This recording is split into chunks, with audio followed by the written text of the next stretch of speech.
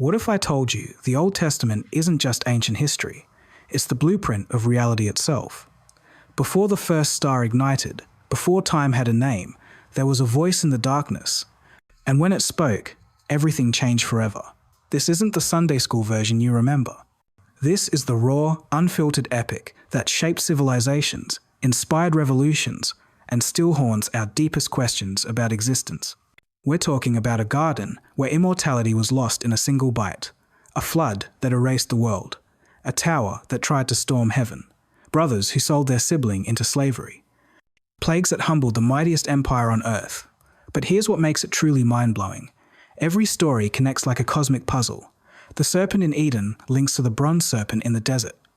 The ram caught in the thicket echoes the Passover lamb. The blood on doorframes in Egypt mirrors the sacrifice in the garden shadow. You're about to witness the Old Testament like never before. Not as disconnected tales, but as one breathtaking narrative where every thread matters, every detail points somewhere, and nothing happens by accident. Ready to see what you've been missing? In the beginning, there was nothing but darkness and emptiness.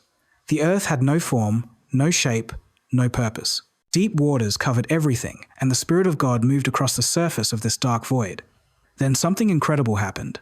God spoke. On the first day, as Genesis 1-3 tells us, God said, "Let there be light," and light burst into existence. He saw that the light was good, so he separated it from the darkness. God called the light day, and the darkness he called night. Evening came, then morning. The first day was complete. The second day brought structure to the chaos. God spoke again, and a vast expanse appeared, dividing the waters. Some waters remained below, others were lifted above. God called this expanse sky. Evening passed, morning came. The second day, on the third day, God gathered the waters below into one place, and dry ground appeared. He called the dry ground land, and the gathered waters seas. But God wasn't finished with that day. He spoke again, commanding the land to produce vegetation, plants bearing seeds, and trees bearing fruit with seeds inside them. The earth obeyed, bursting with green life. Everything reproduced according to its kind. Evening and morning marked the third day. The fourth day transformed the sky. God created two great lights, as described in Genesis 1:16. The greater light to govern the day, and the lesser light to govern the night. He also made the stars. These lights would serve as signs to mark seasons, days, and years. The sun, moon, and stars took their positions in the expanse of the sky to give light on the earth. The fourth day ended. On the fifth day, God filled the waters in the skies with life. He said in Genesis 1:20, "Let the water teem with living creatures, and let birds fly above the earth across the expanse of the sky." God created the great creatures of the sea and every living thing that moves in the waters, along with every winged bird according to their kinds. He blessed them, telling them to be fruitful and multiply, to fill the waters in the seas, and let the birds increase on the earth. Evening came, then morning, the fifth day. The sixth day was the most remarkable yet. God created the land animals, livestock, creatures that move along the ground, and wild animals, each according to its kind. Then God did something completely different. Genesis 1:26 records him saying, "Let us make man, in our image, in our likeness, and let them rule over the fish of the sea, and the birds of the air, over the livestock, over all the earth, and over all the creatures that move along the ground."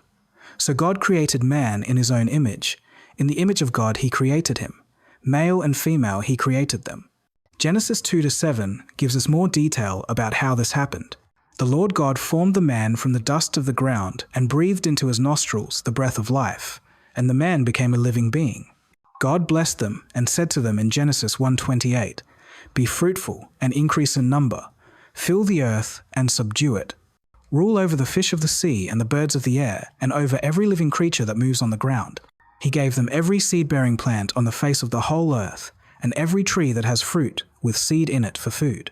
To all the animals and birds, God gave every green plant for food.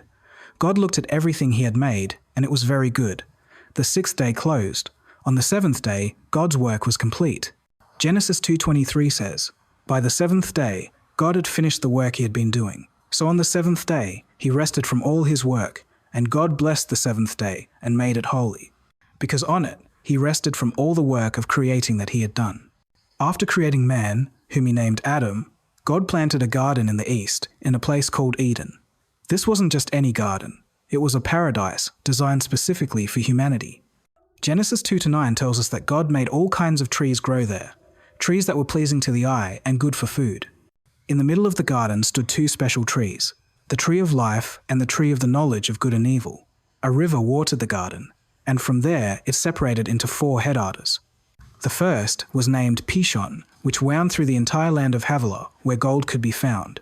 Genesis 2:12 notes that the gold of that land was good, and aromatic resin and onyx were also there. The second river was the Gihon, winding through the entire land of Cush.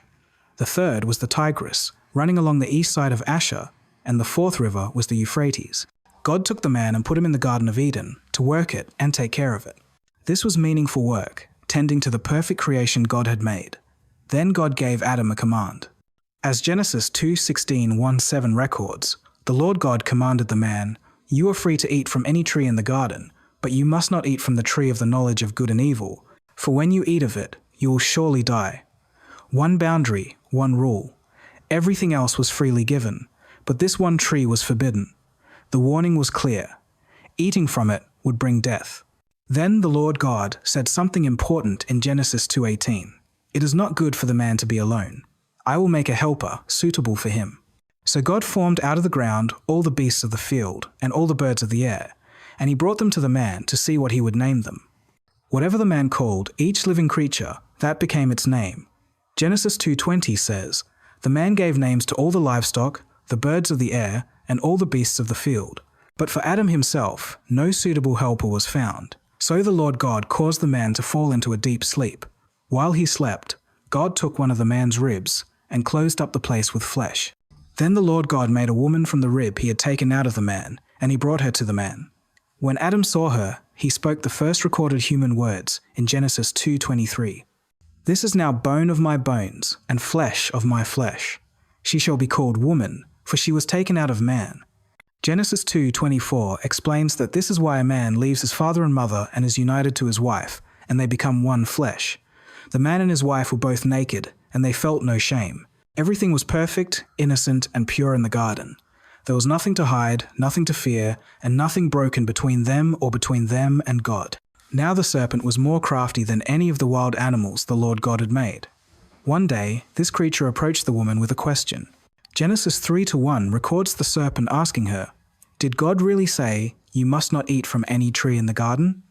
The woman answered him, "We may eat fruit from the trees in the garden, but God did say, 'You must not eat fruit from the tree that is in the middle of the garden, and you must not touch it, or you will die.'" She knew what God had commanded. She understood the boundary. But notice she added something. God had said not to eat from it, but she included, "You must not touch it." Whether this was her own addition or something Adam had told her, it showed she knew the tree was off limits. But the serpent contradicted God's word directly. In Genesis 3:4-5, the serpent said to the woman, "You will not surely die. For God knows that when you eat of it, your eyes will be opened, and you will be like God, knowing good and evil." These words planted something dangerous in the woman's mind. The serpent had twisted everything. He made God's warning sound like a lie. He made God's boundaries sound like jealousy. He suggested that God was holding them back, keeping something good from them, protecting his own position rather than protecting them. The serpent promised enlightenment, godlikeness, opened eyes. He made disobedience sound like wisdom and rebellion sound like growth. What was once simply off limits now appeared desirable. What was once a boundary of love now looked like a barrier to something better. The serpent's question had done its work, turning the woman's heart away from trust and toward doubt. The woman stood before the tree, and everything looked different now. Genesis 3-6 describes what she saw. When the woman saw that the fruit of the tree was good for food and pleasing to the eye, and also desirable for gaining wisdom, she took some and ate it. Just like that, the boundary was crossed. But she didn't stop there. She also gave some to her husband, who was with her, and he ate it too. Adam didn't question it. He didn't remind her of God's command. He didn't refuse. He simply took the fruit and ate. Immediately, something changed. Genesis 3-7 says, "Then the eyes of both of them were opened, and they realized they were naked. So they sewed fig leaves together and made coverings for themselves. Their eyes were opened, just as the serpent had promised, but not in the way they had hoped. Instead of becoming like God, they suddenly realized they were vulnerable, exposed, and ashamed. Something inside them had broken. They grabbed fig leaves, sewed them together, and covered themselves. For the first time, they felt the need to hide. Then they heard the sound of the Lord God as he was walking in the garden in the cool of the day. Instead of running toward him as they once would have, the man and his wife hid from the Lord God among the trees of the garden. Fear had entered the human heart for the first time. The Lord God called to the man, "Where are you?" Adam answered from his hiding place in Genesis 3:10. "I heard you in the garden, and I was afraid because I was naked, so I hid."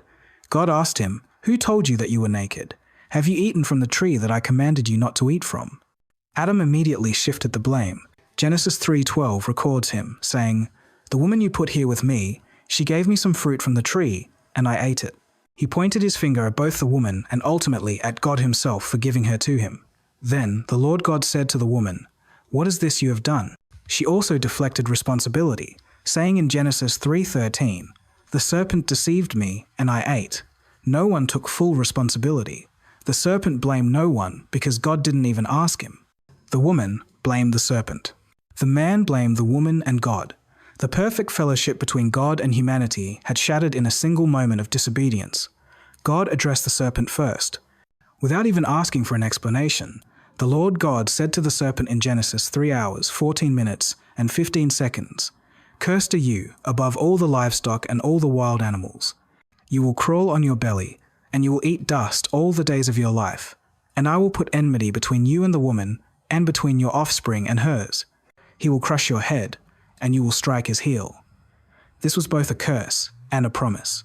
The serpent would be brought low, humiliated, crawling in the dust. But more importantly, one day the woman's offspring would crush the serpent's head, a fatal blow. The serpent would strike his heel, a wound, but not a killing blow. This was the first hint of a future rescue. Then God turned to the woman. He said in Genesis 3:16, "I will greatly increase your pains in childbearing. With pain, you will give birth to children.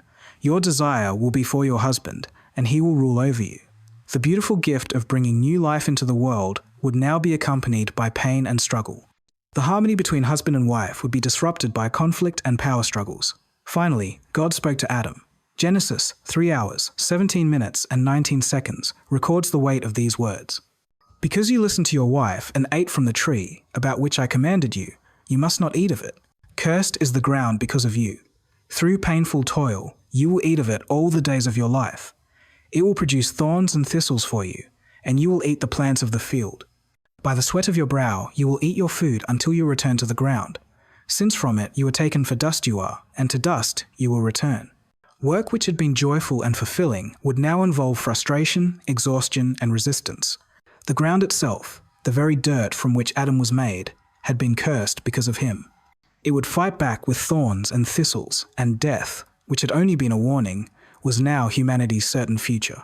Dust you are, and to dust you will return. Adam named his wife Eve because she would become the mother of all the living.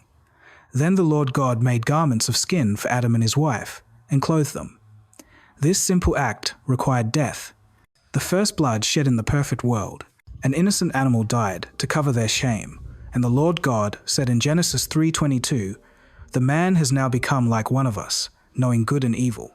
He must not be allowed to reach out his hand and take also from the tree of life and eat and live forever." So the Lord God banished him from the Garden of Eden to work the ground from which he had been taken. Genesis 3:24 says, "After he drove the man out, he placed on the east side of the Garden of Eden cherubim and a flaming sword flashing back and forth to guard the way to the tree of life. Paradise was lost." The gates were closed. Humanity would never return. Adam and Eve began their life outside the garden. Genesis 4:1 tells us, "Adam lay with his wife Eve, and she became pregnant and gave birth to Cain. She said, 'With the help of the Lord, I have brought forth a man.' Later, she gave birth to his brother Abel. The boys grew up and chose different paths. Abel kept flocks. He was a shepherd. Cain worked the soil. He was a farmer, following in his father's footsteps. Time passed, and the day came when both brothers brought offerings to the Lord." Genesis 4:3-4 tells us what happened. In the course of time, Cain brought some of the fruits of the soil as an offering to the Lord, but Abel brought fat portions from some of the firstborn of his flock. Notice the difference. Cain brought some of his fruits, but Abel brought the fat portions from the firstborn. Abel gave his best. The Lord looked with favor on Abel and his offering, but on Cain and his offering he did not look with favor. The text doesn't explain exactly why, but the result was clear. Cain was very angry, and his face was downcast. Then the Lord said to Cain, in Genesis 4:6-7, "Why are you angry? Why is your face downcast? If you do what is right, will you not be accepted? But if you do not do what is right, sin is crouching at your door. It desires to have you, but you must master it." This was a clear warning and an invitation. God gave Cain a chance to choose differently, to master the anger and jealousy rising within him. God himself was speaking to Cain, offering him a way back. But Cain didn't listen. Instead, Genesis 4:8 says, "Now Cain said to his brother Abel, 'Let's go out to the field.' And while they were in the field, Cain attacked his brother Abel and killed him." The first human death was murder. Brother, killing brother. The son of Adam spilled the blood of his own flesh. Then the Lord said to Cain, "Where is your brother Abel?" Cain replied with cold indifference in Genesis 4:9, "I don't know." "Am I my brother's keeper?" The Lord said. "What have you done? Listen, your brother's blood cries out to me from the ground. Now you are under a curse, and driven from the ground, which opened its mouth to receive your brother's blood from your hand. When you work the ground, it will no longer yield its crops for you. You will be a restless wanderer on the earth." You Cain said to the Lord in Genesis 4:13, "My punishment is more than I can bear. Today you are driving me from the land, and I will be hidden from your presence. I will be a restless wanderer on the earth, and whoever finds me will kill me." But the Lord said to him in Genesis 4:15, "Not so. If anyone kills Cain, he will suffer vengeance 7 times over." Then the Lord put a mark on Cain so that no one who found him would kill him. So Cain went out from the Lord's presence and lived in the land of Nod, east of Eden, carrying his guilt and isolation with him. Time moved forward, and humanity began to multiply across the earth. Genesis 4:25 tells us, "Adam lay with his wife again, and she gave birth to a son and named him Seth, saying, 'God has granted me another child in place of Abel, since Cain killed him.' Seth also had a son, and he named him Enosh. At that time, people began to call on the name of the Lord. Generations passed from Seth to Enosh to Kenan to Mahalalel to Jared to Enoch. Something extraordinary happened with Enoch. Genesis 5:21-4 says, "When Enoch had lived 65 years, he became the father of Methuselah. And after he became the father of Methuselah, Enoch walked with God 300 years and had other sons and daughters. Altogether, Enoch lived 365 years. Enoch walked with God. Then he was no more, because God took him away. He didn't die like other men. God simply took him." Enoch's son Methuselah lived longer than any other human, 969 years, according to Genesis 5:27. Through Methuselah came Lamech, and through Lamech came Noah. Genesis 5:29 records that Lamech named him Noah, saying, "He will comfort us in the labor and painful toil of our hands, caused by the ground the Lord has cursed." By this time, people had spread far and wide across the earth, but something dark was happening. Genesis 6:12 records that when men began to increase in number on the earth and daughters were born to them, the sons of God saw that the daughters of men were beautiful, and they married any of them they chose. Then the Lord said in Genesis 6:3, "My spirit will not contend with man forever, for he is mortal. His days will be 120 years. Genesis 6:4 describes something strange. The Nephilim were on the earth in those days, and also afterward, when the sons of God went to the daughters of men and had children by them. They were the heroes of old, men of renown. These Nephilim were giants, mighty warriors, famous throughout the ancient world. But their presence marked something wrong in creation, a further corruption of the order God had established. The earth was filling with people, but not in the way God had intended. As humanity spread and multiplied, something terrible happened. Genesis 6-5 describes the state of the world. The Lord saw how great man's wickedness on the earth had become, and that every inclination of the thoughts of his heart was only evil all the time. This wasn't just occasional sin or isolated bad choices. Every thought, every intention, every inclination of the human heart had become continuously evil. There was no break in it, no pause, no moment of goodness. The corruption was total and constant. Genesis 6 hours, 11 minutes, and 12 seconds adds more detail. Now the earth was corrupt in God's sight and was full of violence. God saw how corrupt the earth had become. For all the people on earth had corrupted their ways. Violence filled the earth. Corruption spread everywhere. The image of God in humanity had been twisted and distorted beyond recognition. The world God had called very good had become thoroughly broken. Then Genesis 6:6 tells us something heartbreaking. The Lord was grieved that he had made man on the earth, and his heart was filled with pain. The Creator looked at his creation and felt deep sorrow. The same God who had breathed life into Adam, who had walked in the garden in the cool of the day, who had made everything with such care and delight, his heart was now filled with pain. So the Lord said in Genesis 6-7, I will wipe mankind whom I have created from the face of the earth, men and animals, and creatures that move along the ground and birds of the air. For I am grieved that I have made them. The judgment was total. Not just humanity, but the animals and birds, too, would be swept away. Creation itself would face the consequences of human rebellion. The wickedness had become so complete, so pervasive, that God determined to start over. But the text adds one crucial detail in Genesis 6-8. But Noah found favor in the eyes of the Lord. In a world drowning in evil, one man stood out. One man was different. Genesis 6-9 says, Noah was a righteous man, blameless among the people of his time, and he walked with God. While everyone else ran from God, Noah walked with him. While everyone else pursued evil continually, Noah pursued righteousness. He wasn't perfect, but he was faithful, and because of that faithfulness, hope remained. God looked at Noah and gave him instructions that must have seemed impossible. Genesis 6 hours, 14 minutes, and 16 seconds records God's command. So make yourself an ark of cypress wood. Make rooms in it and coat it with pitch inside and out. This is how you are to build it. The ark is to be 450 feet long, 75 feet wide, and 45 feet high. Make a roof for it and finish the ark to within 18 inches of the top. Put a door in the side of the ark and make lower, middle, and upper decks. This wasn't a small boat. This was a massive floating structure, 3 stories high, longer than a football field. The dimensions were precise and deliberate, designed for stability and capacity. Noah had probably never seen anything like it. No one had. There had never been a flood before, never been rain like what God was describing. The very concept would have sounded absurd to anyone who heard about it. But Noah didn't argue. He didn't ask why. He didn't demand proof. He simply started building. God explained what was coming. Genesis 6:17 says, I am going to bring floodwaters on the earth to destroy all life under the heavens. Every creature that has the breath of life in it, everything on earth will perish. The judgment would be total and complete. But then God made a promise to Noah in Genesis 6:18. But I will establish my covenant with you, and you will enter the ark, you and your sons, and your wife and your sons' wives with you. This was the first time the word covenant appears in the Bible.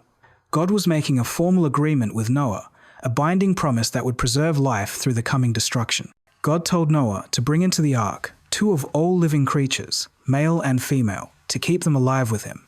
Genesis 6:20 explains, 2 of every kind of bird, of every kind of animal, and of every kind of creature that moves along the ground will come to you to be kept alive. Notice, they would come to him.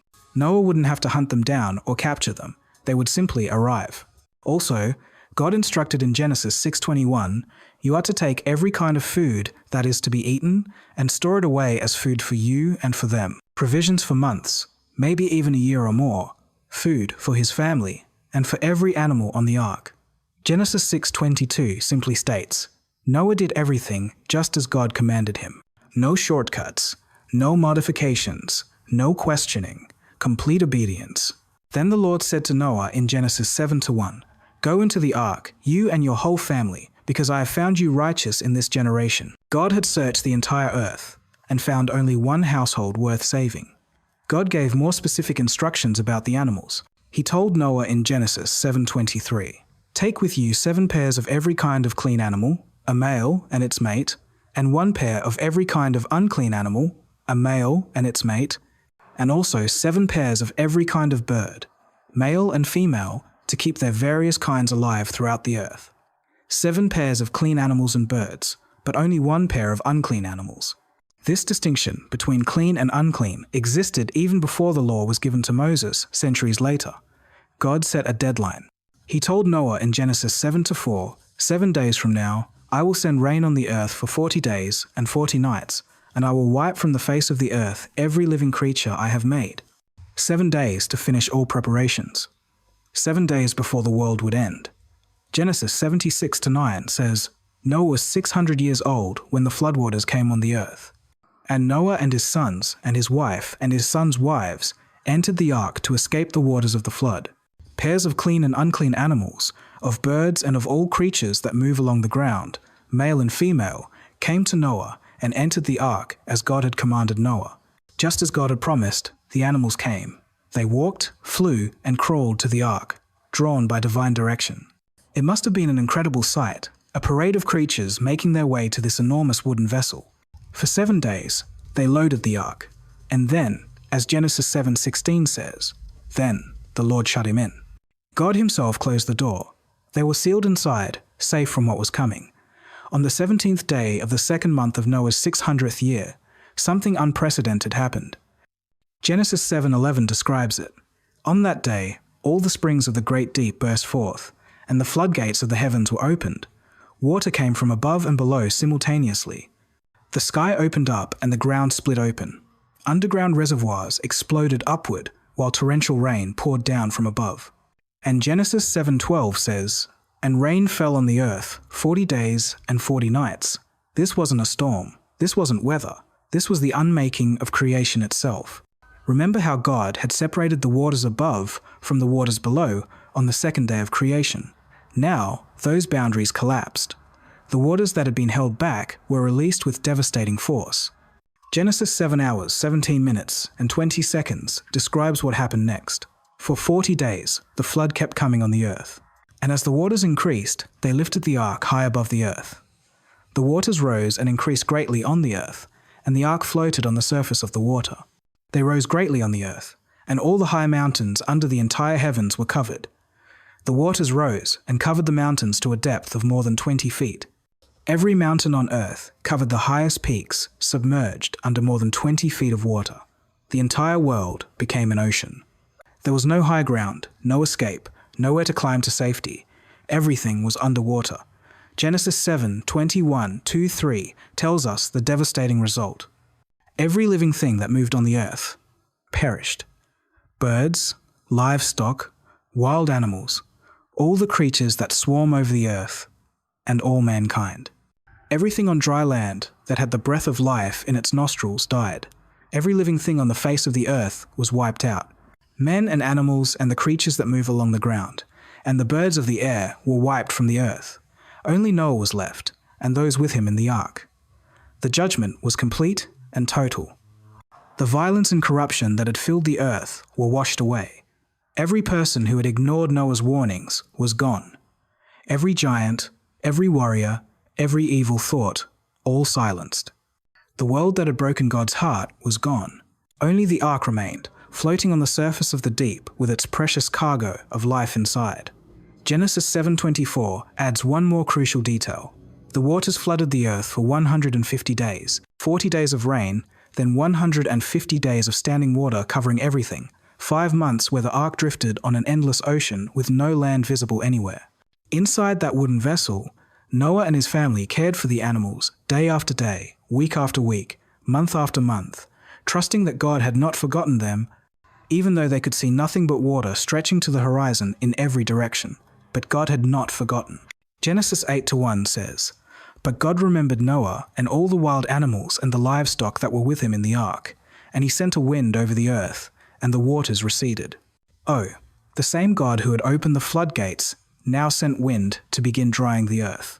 The water that had destroyed the world now began to drain away. Genesis 8:23 tells us, Now the springs of the deep and the floodgates of the heavens had been closed, and the rain had stopped falling from the sky. The water receded steadily from the earth. At the end of the 150 days, the water had gone down. Genesis 8-4 records a significant moment. And on the 17th day of the 7th month, the ark came to rest on the mountains of Ararat. Exactly 5 months after the flood began, the ark stopped floating. It had found solid ground, Somewhere beneath them was a mountain peak, though water still covered everything around them. Genesis 8-5 says, "The waters continued to recede until the 10th month. And on the first day of the 10th month, the tops of the mountains became visible. Slowly, gradually, the world was re-emerging. Mountain peaks broke through the surface of the water like islands appearing in an ocean. Noah waited patiently. After 40 more days, he decided to test whether the water had receded enough for them to leave. Genesis 8-6-7 describes what he did. After 40 days, Noah opened the window he had made in the ark and sent out a raven, and it kept flying back and forth until the water had dried up from the earth. The raven was a strong bird, capable of flying long distances and surviving by scavenging. It could find floating debris or rest on exposed rocks. So, it went out and returned. But this didn't tell Noah much about whether the ground below was truly ready for life to resume. So Genesis 8-89 says, "Then he sent out a dove to see if the water had receded from the surface of the ground. But the dove could find no place to set its feet because there was water over all the surface of the earth, so it returned to Noah in the ark. He reached out his hand and took the dove and brought it back to himself in the ark. The dove was different from the raven. Doves need trees and dry ground where they can nest. They need places where plants grow and where they can find food. Finding neither, finding nowhere safe to rest, the dove came back to the safety of the ark. This told Noah that the earth wasn't ready yet. He waited 7 more days, then sent the dove out again. This time, something completely different happened. Genesis 8:10-11 records the moment. He waited 7 more days and again sent out the dove from the ark. When the dove returned to him in the evening, there, in its beak, was a freshly plucked olive leaf. Then, Noah knew that the water had receded from the earth. An olive leaf, fresh and green. This small piece of vegetation was enormous news. It meant trees were alive again somewhere. Plants were growing, leaves were sprouting. The earth was healing from the devastation. Life was returning to the world. Hope had a physical form carried in that dove's beak. But Noah was patient and didn't rush. He waited another 7 days and sent the dove out a 3rd time. Genesis 8:12 says, "He waited 7 more days and sent the dove out again, but this time it did not return to him." The dove had found a permanent home outside the ark. It had found food, shelter, a place to build a nest and live. The earth was truly ready now. By the first day of the 1st month of Noah's 601st year, the water had dried up from the earth. Genesis 8:13 tells us, "Noah then removed the covering from the ark and saw that the surface of the ground was dry." He could see with his own eyes now. Dry ground stretched out before him after over a year of seeing only water. But Noah still waited patiently for God's direct permission to leave. It wasn't until the 27th day of the 2nd month that the earth was completely dry. According to Genesis 8:14, they'd been inside the ark for 1 full year and 10 days. Over a year of caring for animals, living in extremely close quarters with family, maintaining the vessel, and trusting in God's perfect timing. Then, God spoke to Noah with clear instructions. Genesis 8:15-1-7 records his words. "Then God said to Noah, 'Come out of the ark, you and your wife and your sons and their wives. Bring out every kind of living creature that is with you, the birds, the animals, and all the creatures that move along the ground, so they can multiply on the earth and be fruitful and increase in number upon it.' The wait was finally over. So Genesis 8 hours, 18 minutes, and 19 seconds says, "So Noah came out together with his sons and his wife, and his sons' wives. All the animals and all the creatures that move along the ground, and all the birds, everything that moves on the earth, came out of the ark, one kind after another. They stepped out onto a clean, empty, washed earth. Everything was new, everything was fresh. The world had been cleansed, and they were the only humans alive on the entire planet." The first thing Noah did after emerging was worship. Genesis 8:20 says, "Then Noah built an altar to the Lord, and taking some of all the clean animals and clean birds, he sacrificed burnt offerings on it." This explains why God had commanded 7 pairs of clean animals, so there would be enough for sacrifice and worship, while still having enough to reproduce and repopulate.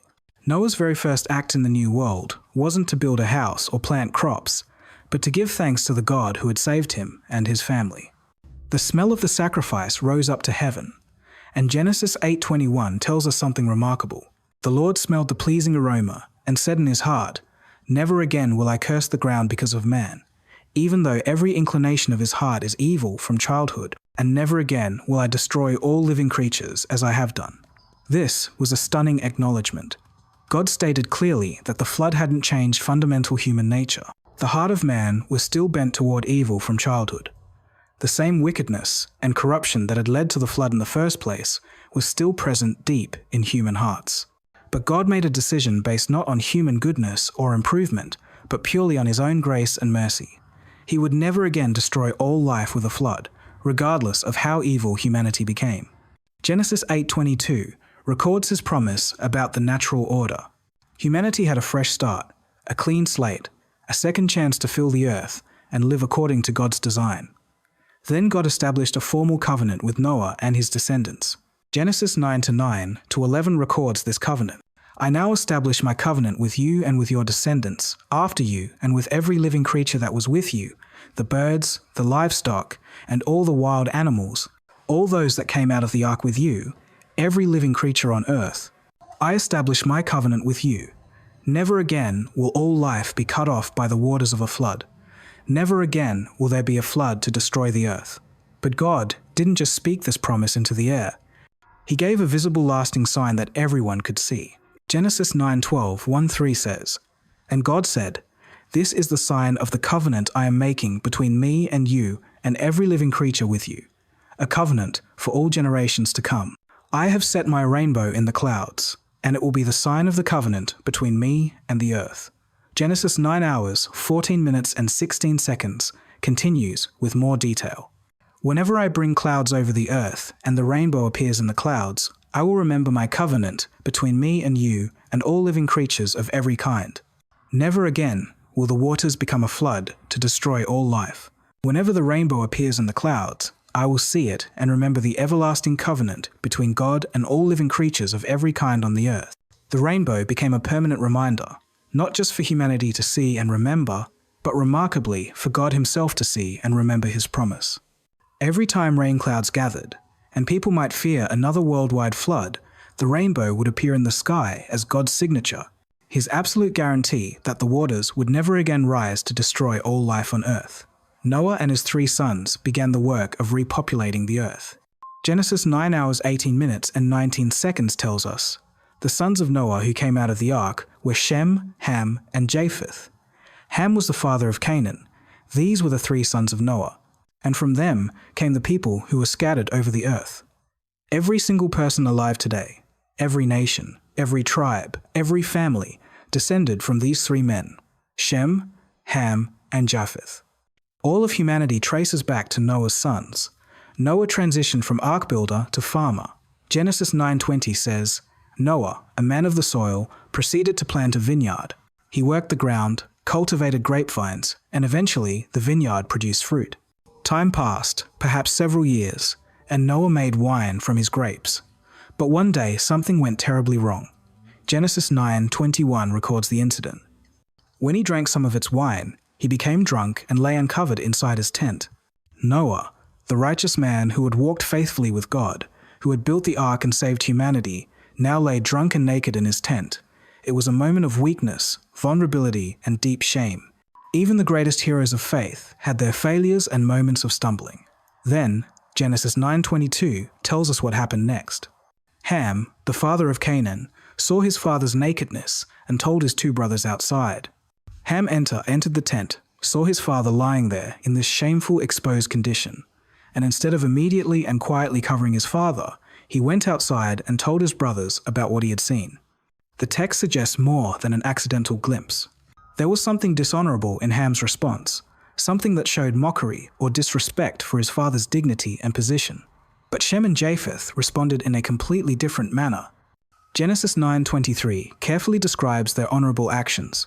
But Shem and Japheth took a garment and laid it across their shoulders. Then they walked in backward and covered their father's nakedness. Their faces were turned the other way so that they would not see their father's nakedness. They deliberately protected their father's dignity and honor. They covered his shame without looking at what they shouldn't see. They walked backward into the tent so their eyes would never fall on their father's nakedness. They honored him even in his weakest, most vulnerable moment. This was true respect, genuine honor, and love demonstrated through action. When Noah eventually woke up from his wine and somehow found out what his youngest son had done to him, he spoke with prophetic authority. Genesis 9:24-7 records his powerful words. When Noah awoke from his wine and found out what his youngest son had done to him, he said, "Cursed be Canaan, the lowest of slaves will he be to his brothers." He also said, "Blessed be the Lord, the God of Shem. May Canaan be the slave of Shem. May God extend the territory of Japheth. May Japheth live in the tents of Shem, and may Canaan be his slave." Notice something important. Noah didn't curse Ham directly, but instead cursed Canaan, who was Ham's son. This curse would echo and reverberate through history, affecting the descendants of Canaan, who would become the Canaanites, and their future relationship with the descendants of Shem and Japheth. The blessing on Shem indicated that God would be specially and uniquely connected to Shem's family line, and from them came the people who were scattered over the earth. Every single person alive today, every nation, every tribe, every family, descended from these three men, Shem, Ham, and Japheth. All of humanity traces back to Noah's sons. Noah transitioned from ark builder to farmer. Genesis 9:20 says, "Noah, a man of the soil, proceeded to plant a vineyard. He worked the ground, cultivated grapevines, and eventually the vineyard produced fruit." As people multiplied and spread across the earth after the flood, they all spoke one language and used the same words, according to Genesis 11:1. This complete unity of language meant they could communicate perfectly with each other, cooperate fully on any project, and accomplish anything they collectively set their minds to achieve. There were no misunderstandings, no translation difficulties, no communication barriers whatsoever. Genesis 11:2 tells us what happened as they migrated. The heart of man was still bent toward evil from childhood. The same wickedness and corruption that had led to the flood in the first place was still present deep in human hearts. But God made a decision based not on human goodness or improvement, but purely on his own grace and mercy. He would never again destroy all life with a flood, regardless of how evil humanity became. Genesis 8:22 records his promise about the natural order. Genesis 11:3 records their innovative conversation. They said to each other, "Come, let's make bricks and bake them thoroughly." They used brick instead of stone and tar for mortar. This was genuine innovation. They were manufacturing uniform, standardized building materials, rather than simply using irregular stones they found scattered in nature.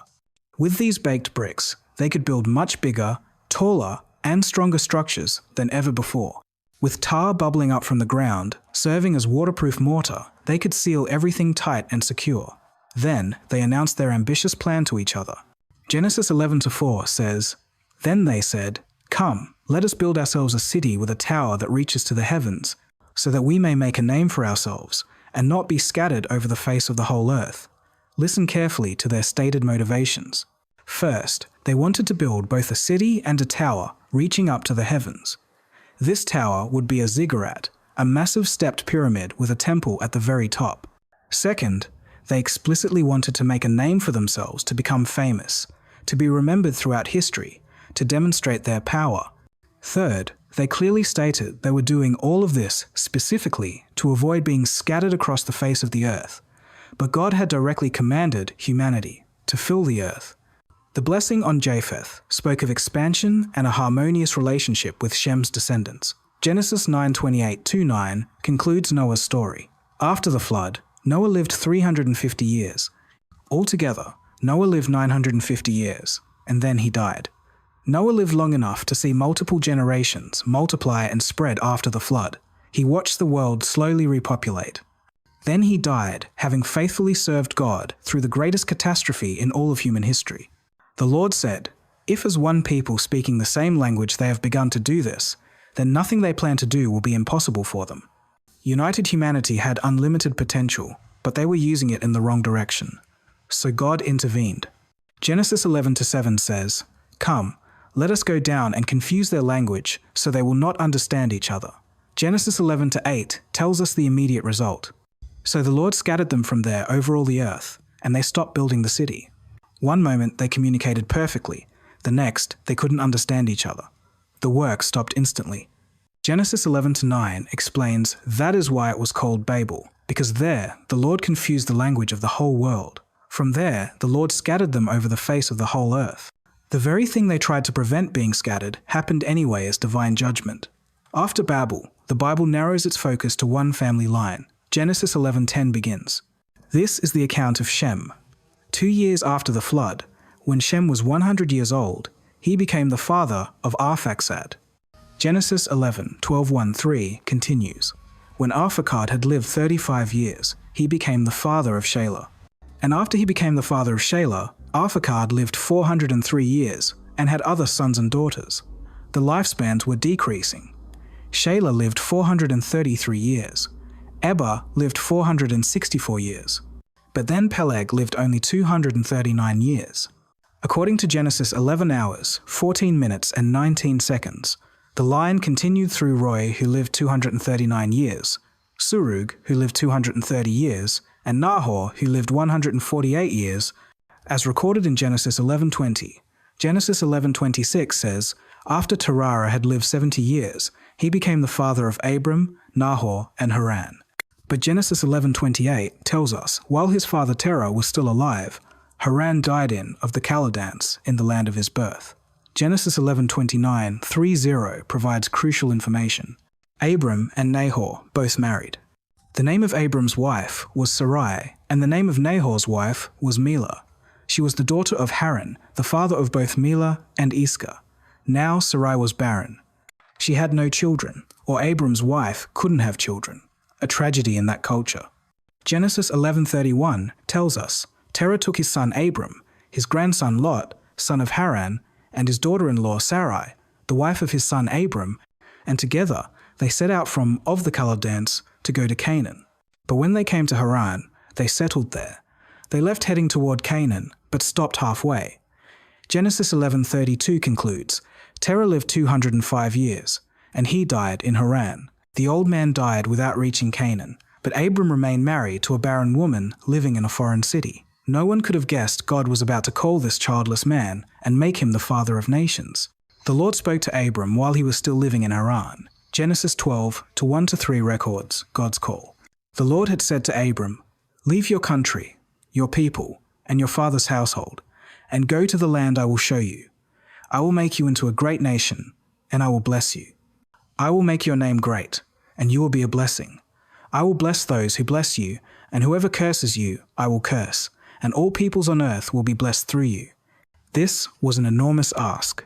God was telling Abram to leave everything familiar, his homeland, his extended family, his father's house, and go to a place God hadn't even named yet. And the promise seemed impossible. How could God make him into a great nation when his wife Sarai was barren? But Genesis 12:4 says, so Abram left as the Lord had told him, and Lot went with him. Abram was 75 years old when he set out from Haran. 75 years old. Most people that age would be settling down, not starting over. But Abram obeyed. Genesis 12:5 continues. He took his wife Sarai, his nephew Lot, all the possessions they had accumulated, and the people they had acquired in Haran, and they set out for the land of Canaan, and they arrived there. When they reached Canaan, Abram traveled through the land. Genesis 12:6-7 tells us, Abram traveled through the land as far as the site of the great tree of Morit Shechem.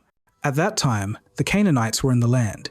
The Lord appeared to Abram and said, to your offspring I will give this land. So he built an altar there to the Lord who had appeared to him. Notice what God promised. Not to Abram himself, but to his offspring. His children would possess this land, but Abram still had no children. Then famine struck. Genesis 12:10 says, now there was a famine in the land, and Abram went down to Egypt to live there for a while because the famine was severe. God was telling Abram to leave everything familiar, his homeland, his extended family, his father's house, and go to a place God hadn't even named yet. And the promise seemed impossible. How could God make him into a great nation when his wife Sarai was barren? But Genesis 12:4 says, so Abram left as the Lord had told him, and Lot went with him. Abram was 75 years old when he set out from Haran. 75 years old. Most people that age would be settling down, not starting over. But Abram obeyed. Pharaoh figured it out and confronted Abram. Genesis 12:18-19 records his words. So Pharaoh summoned Abram. What have you done to me? He said. Why didn't you tell me she was your wife? Why did you say she's my sister so that I took her to be my wife? Now then, here is your wife. Take her and go." Pharaoh sent them away with all their possessions. Abram returned to Canaan, now very wealthy, but he and Lot had so many possessions that the land couldn't support both their herds. Genesis 13-7 says, "And quarreling arose between Abram's herdsmen and the herdsmen of Lot, so they separated. Abram let Lot choose first." Genesis 13:10-11 tells us, "Lot looked up and saw that the whole plain of the Jordan was well watered, like the garden of the Lord, like the land of Egypt towards Zoar." This was before the Lord destroyed Sodom and Gomorrah. So Lot chose for himself the whole plain of the Jordan and set out toward the east. After Lot left, God spoke to Abram again with an expanded promise. Genesis 13-1000, 417 records God's words. "The Lord said to Abram after Lot had parted from him, 'Lift up your eyes from where you are and look north and south, east and west. All the land that you see, I will give to you and your offspring forever. I will make your offspring like the dust of the earth, so that if anyone could count the dust, then your offspring could be counted. Go walk through the length and breadth of the land, for I am giving it to you.' Time passed, and Abram still had no children. Then God came to him in a vision.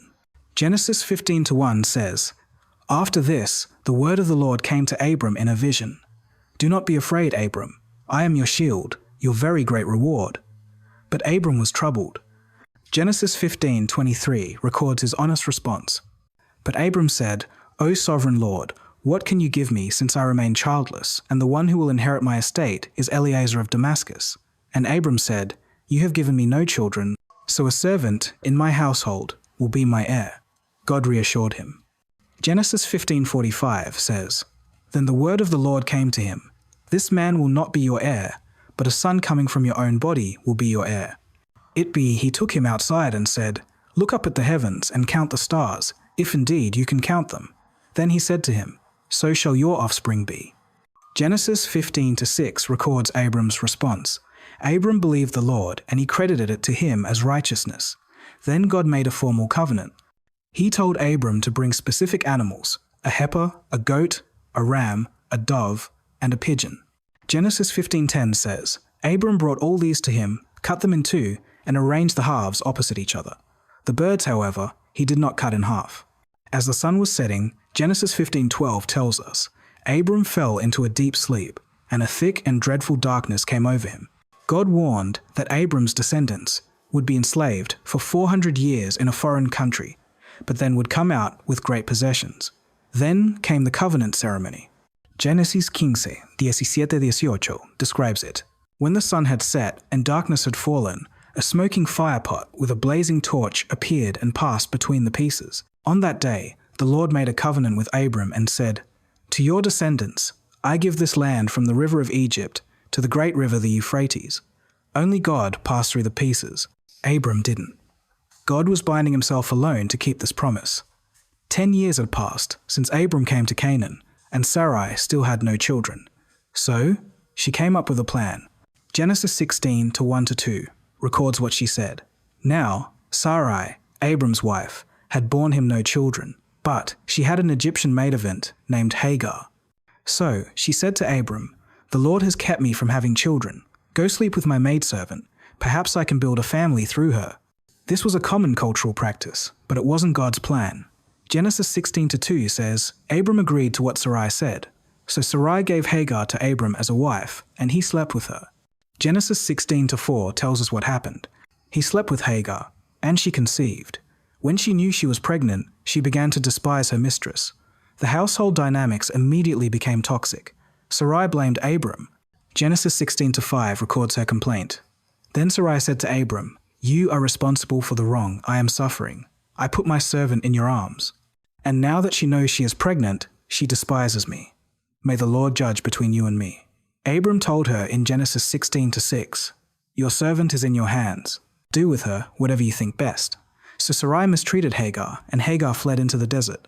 But God found Hagar. Genesis 16:7-8 says, "The angel of the Lord found Hagar near a spring in the desert. It was the spring that is beside the road to Shur. And he said, 'Hagar, servant of Sarai, where have you come from, and where are you going?' 'I'm running away from my mistress Sarai,' she answered. The angel gave her instructions. Genesis 16:9-11 records his words. Then the angel of the Lord told her, Go back to your mistress and submit to her." The angel added, "I will so increase your descendants that they will be too numerous to count." The angel of the Lord also said to her, "You are now with child, and you will have a son. You shall name him Ishmael, for the Lord has heard of your misery." Genesis 16:12 described what Ishmael would be like. "He will be a wild donkey of a man. His hand will be against everyone, and everyone's hand against him, and he will live in hostility toward all his brothers." Hagar was amazed that God had seen her. She went back to Sarai.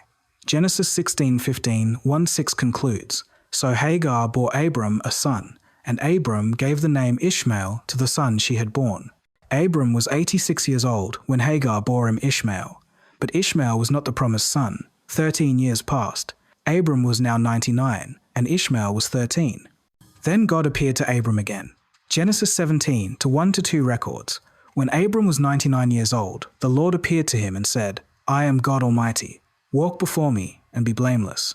I will confirm my covenant between me and you and will greatly increase your numbers.'"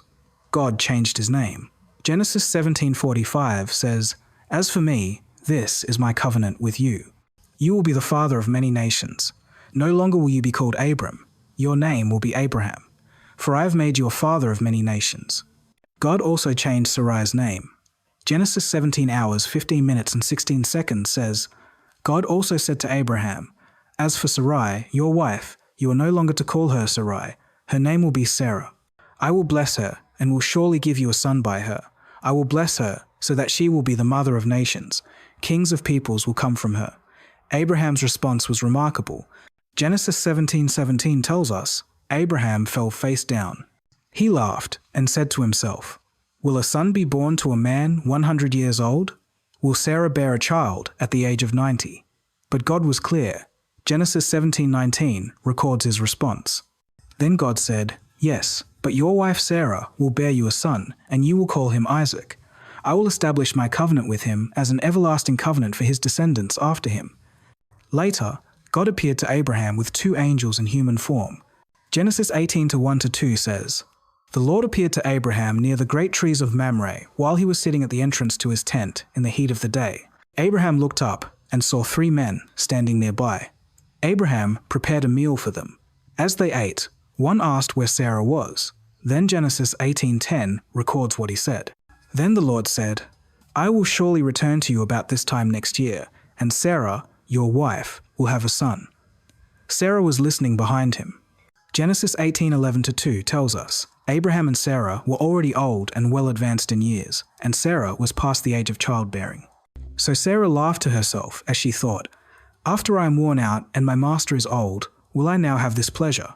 She laughed just like Abraham had, but God heard her. Genesis 18 hours, 13 minutes and 14 seconds records. Then the Lord said to Abraham, "What did Sarah laugh and say, 'Will I really have a child now that I am old?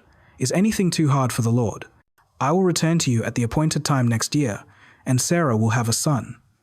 Sarah denied laughing, but Genesis 18:15 says, "But he said, 'Yes, you did laugh.'" God knew the truth and would keep his promise. After the meal, the visitors looked towards Sodom, where Lot lived. God decided to tell Abraham what he planned to do. Genesis 18:22, 1 records God's words. Then the Lord said, "The outcry against Sodom and Gomorrah is so great, and their sin so grievous, that I will go down and see if what they have done is as bad as the outcry that has reached me. If not, I will know." Abraham began to negotiate with God for the cities. Genesis 18:23-4 says, "Then Abraham approached him and said, 'Will you sweep away the righteous with the wicked? What if there are 50 righteous people in the city? Will you really sweep it away and not spare the place for the sake of the 50 righteous people in it?' God agreed to spare the city if 50 righteous people were found. Abraham kept lowering the number 4540320. Finally, Genesis 18:32 records Abraham's last request. Then he said, "May the Lord not be angry, but let me speak just once more. What if only 10 can be found there?" He answered, "For the sake of 10, I will not destroy it." God agreed, then left. But there weren't even 10 righteous people in Sodom. The 2 angels arrived in Sodom, and Lot invited them to his house. But Genesis 19:45 says, "Before they had gone to bed, all the men from every part of the city of Sodom, both young and old, surrounded the house. They called to Lot, "Where are the men who came to you tonight? Bring them out to us so that we can have sex with them." The wickedness was complete. The angels struck the men with blindness and told Lot to flee. Genesis 19:13 records their warning. "We are going to destroy this place.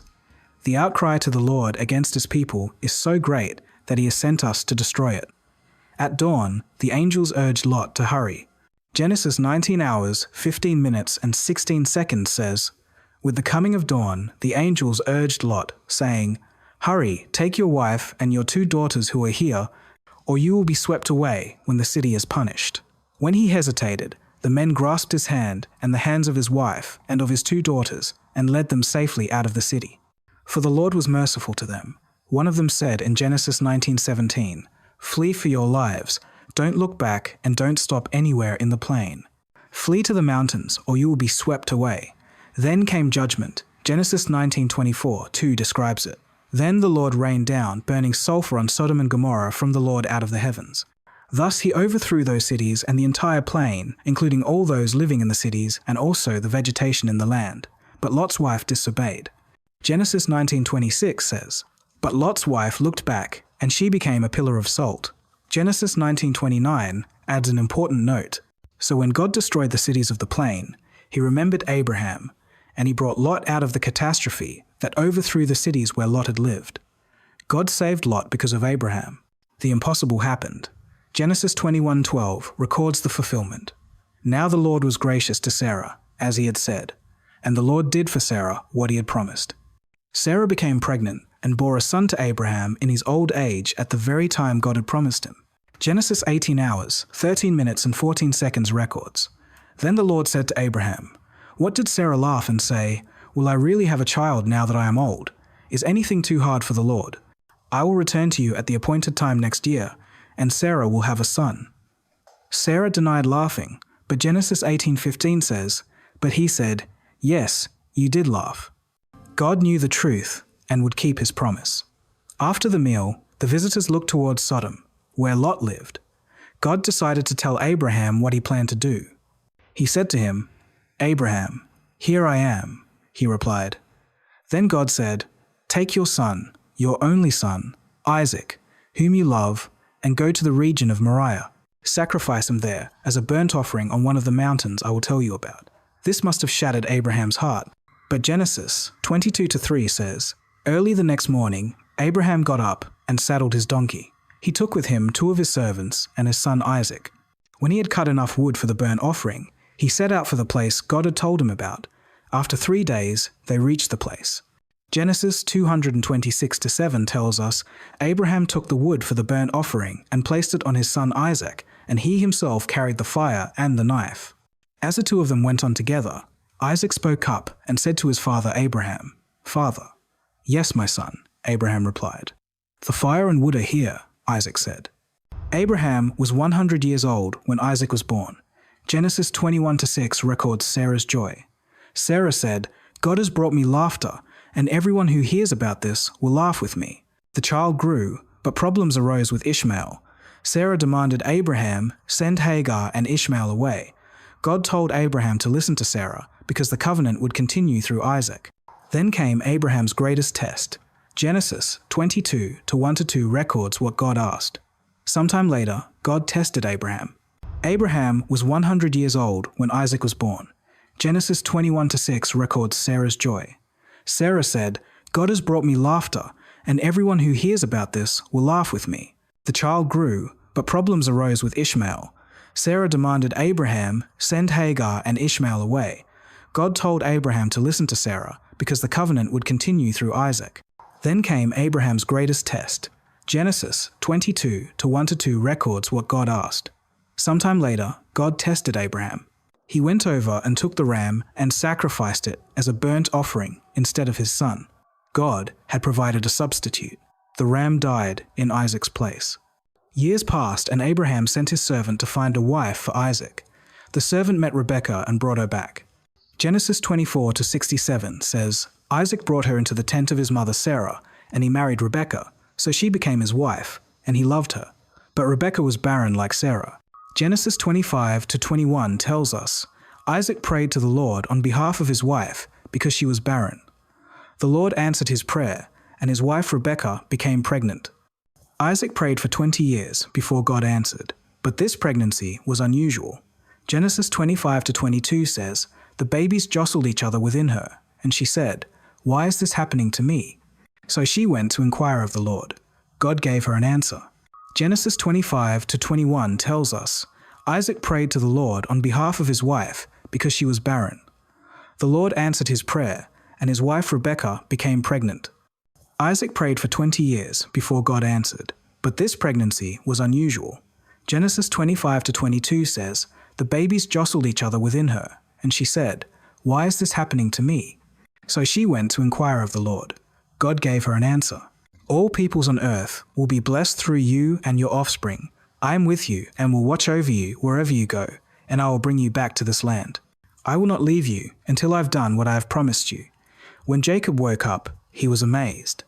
Genesis 28-16:17 says, "When Jacob awoke from his sleep, he thought, 'Surely the Lord is in this place, and I was not aware of it.'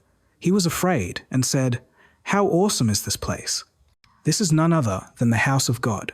When Esau discovered what happened, Genesis 27-41 says, "Esau held a grudge against Jacob because of the blessing his father had given him. He said to himself, 'The days of mourning for my father are near. Then I will kill my brother Jacob.' Rebekah told Jacob to flee to her brother Laban in Haran. So Jacob left, running from his brother's murderous rage. Jacob left Beersah and traveled toward Haran. Genesis 28-10-11 tells us, Jacob left Beersah and set out for Haran. Genesis 25-23 records his words. The Lord said to her, "2 nations are in your womb, and 2 peoples from within you will be separated. 1 people will be stronger than the other, and the older will serve the younger."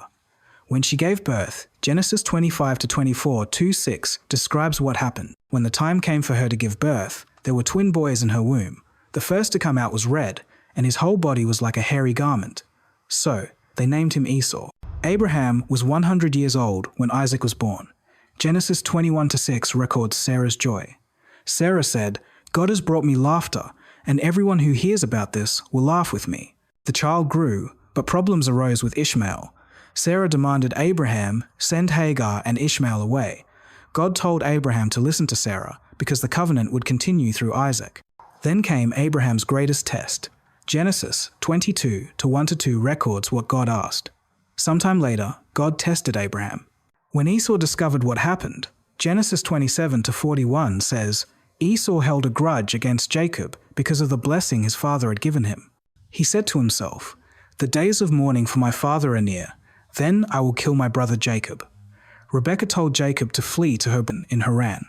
So Jacob left, running from his brother's murderous rage. Jacob left Beersah and traveled toward Haran.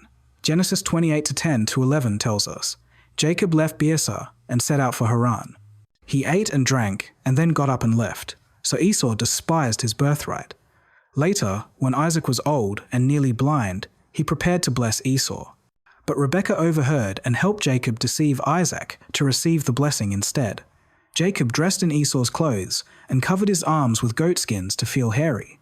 Jacob lied to his father, saying he was Esau. Isaac blessed him, thinking he was blessing Esau. Genesis 25-3031 records their conversation. He said to Jacob, "Quick, let me have some of that red stew. I'm famished." Jacob replied, "First, sell me your birthright." Esau didn't care about the future. Genesis 25-32:3 says, "Look, I'm about to die." Esau said, "What good is the birthright to me?" But Jacob said, "Swear to me first." So he swore an oath to him, selling his birthright to Jacob. Genesis 25-34 concludes, "Then Jacob gave Esau some bread and some lentil stew. Then the Lord will be my God, and this stone that I have set up as a pillar will be God's house, and of all that you give me, I will give you a tenth." Jacob continued toward Haran, carrying God's promise with him. Jacob settled in Canaan and had 12 sons, but one stood out. Genesis 37-3 tells us, "Now Israel loved Joseph more than any of his other sons because he had been born to him in his old age, and he made a richly ornamented robe for him.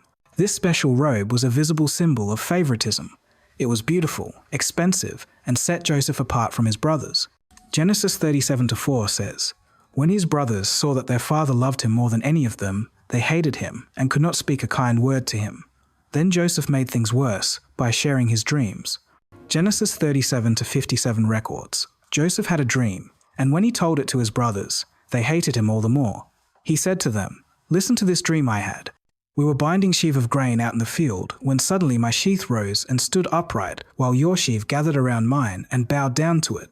Genesis 37 to 8 says his brothers said to him, "Do you intend to reign over us? Will you actually rule us?" And they hated him all the more because of his dream and what he had said. Joseph had another dream. Genesis 37 to 9 to 10 records. Then he had another dream, and he told it to his brothers. "Listen," he said, "I had another dream, and this time the sun and moon and 11 stars were bowing down to me." When he told his father as well as his brothers, his father rebuked him and said, "What is this dream you had? Will your mother and I and your brothers actually come and bow down to the ground before you?" One day, Jacob sent Joseph to check on his brothers. When they saw him coming, they plotted to kill him. Genesis 37 hours, 19 minutes and 20 seconds says, "Here comes that dreamer." They said to each other, "Come now, let's kill him and throw him into one of these cisterns and say that a ferocious animal devoured him. Then we'll see what comes of his dreams." Reuben tried to save him, convincing them to throw Joseph into a cistern instead. Genesis 37 to 23, 2-4 tells us, "So when Joseph came to his brothers, they stripped him of his robe, the richly ornamented robe he was wearing, and they took him and threw him into the cistern. Now the cistern was empty. There was no water in it.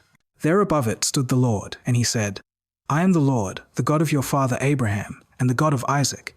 I will give you and your descendants the land on which you are lying." This was the first time God spoke directly to Jacob. Despite everything Jacob had done, God was confirming the covenant with him. Genesis 28 to 14, 1-5 records the promise. "Your descendants will be like the dust of the earth, and you will spread out to the west and to the east, to the north and to the south." "Listen," he said, "I had another dream, and this time the sun and moon and 11 stars were bowing down to me." When he told his father as well as his brothers, his father rebuked him and said, "What is this dream you had? Will your mother and I and your brothers actually come and bow down to the ground before you?" One day, Jacob sent Joseph to check on his brothers. When they saw him coming, they plotted to kill him.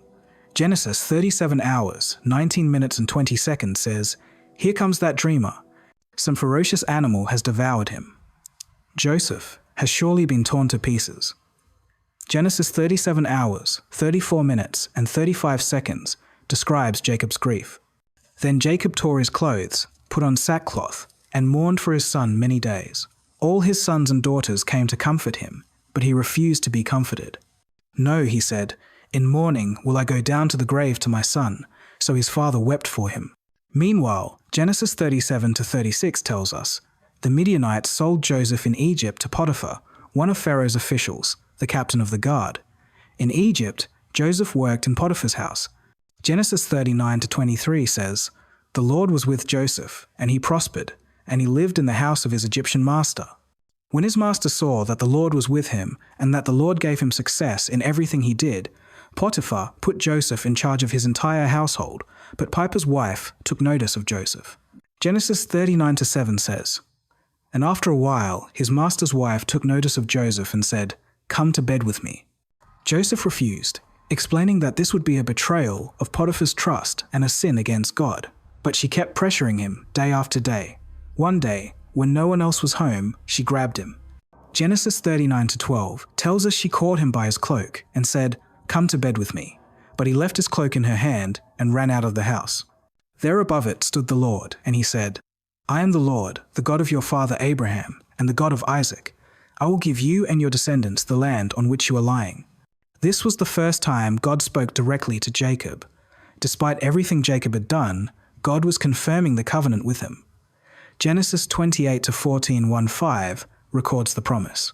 "Your descendants will be like the dust of the earth, and you will spread out to the west and to the east, to the north and to the south."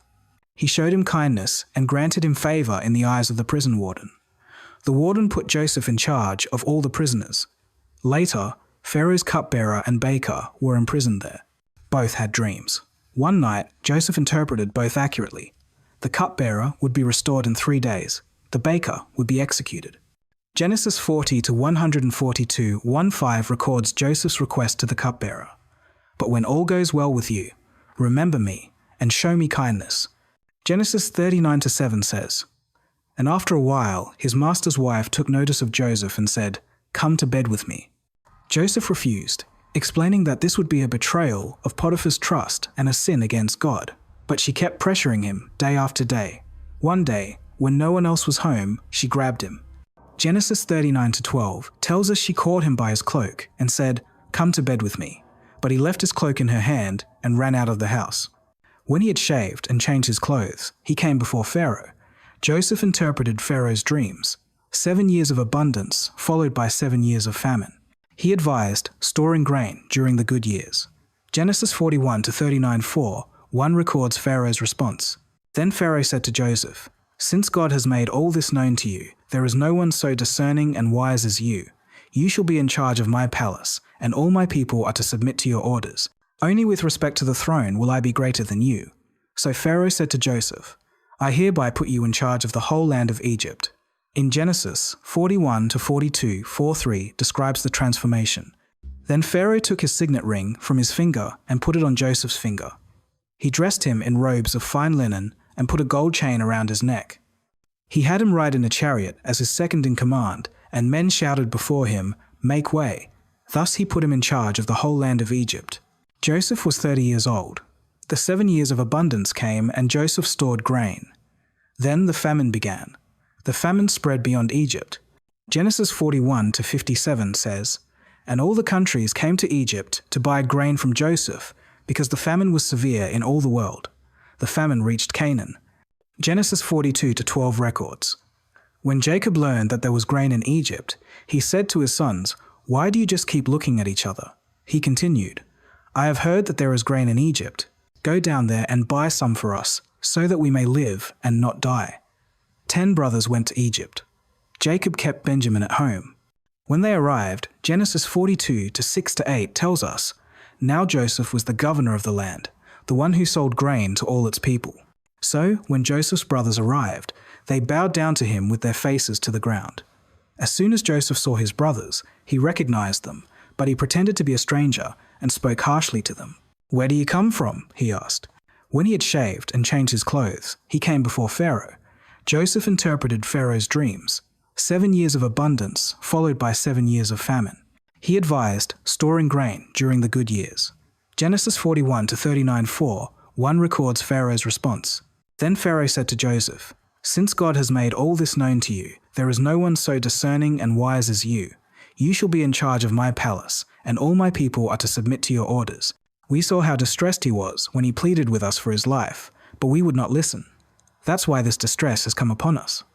Reuben replied, Didn't I tell you not to sin against the boy, but you wouldn't listen? Now we must give an accounting for his blood.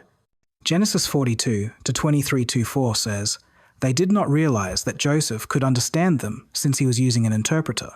He turned away from them and began to weep, but then turned back and spoke to them again. Eventually, they returned with Benjamin. When Joseph saw Benjamin, Genesis 43 to 30 says, Deeply moved at the sight of his brother, Joseph hurried out and looked for a place to weep. He went into his private room and wept there. Joseph set up one final test, placing his silver cup in Benjamin's sack. When it was found, Judah pleaded for Benjamin's life, offering to become a slave in his place. Genesis 44 to 33, 3-4 records Judah's offer. Now then, please let your servant remain here as my lord's slave in place of the boy, and let the boy return with his brothers. How can I go back to my father if the boy is not with me? No, do not let me see the misery that would come upon my father. This broke Joseph. Genesis 45 to 1-3 says, Then Joseph could no longer control himself before all his attendants, and he cried out, Have everyone leave my presence. So there was no one with Joseph when he made himself known to his brothers. And he wept so loudly that the Egyptians heard him, and Pharaoh's household heard about it. Joseph said to his brothers, I am Joseph. Is my father still living? But his brothers were not able to answer him because they were terrified at his presence. Genesis 45 to 45 records his words. Then Joseph said to his brothers, Come close to me. When they had done so, he said, I am your brother Joseph, the one you sold into Egypt. And now do not be distressed and do not be angry with yourselves for selling me here, because it was to save lives that God sent me ahead of you." Joseph invited them to bring the entire family to Egypt. They returned to Canaan with the news. Genesis 45 to 26:28 records Jacob's response. They told him, "Joseph is still alive. In fact, he is ruler of all Egypt." Jacob was stunned. He did not believe them. Frustrated, Pharaoh gave a public order. Exodus 1:22 says, "Then Pharaoh gave this order to all his people. Every boy that is born you must throw into the Nile, but let every girl live." A Levite couple had a son. Exodus 2:2 says, "She became pregnant and gave birth to a son. When she saw that he was a fine child, she hid him for 3 months.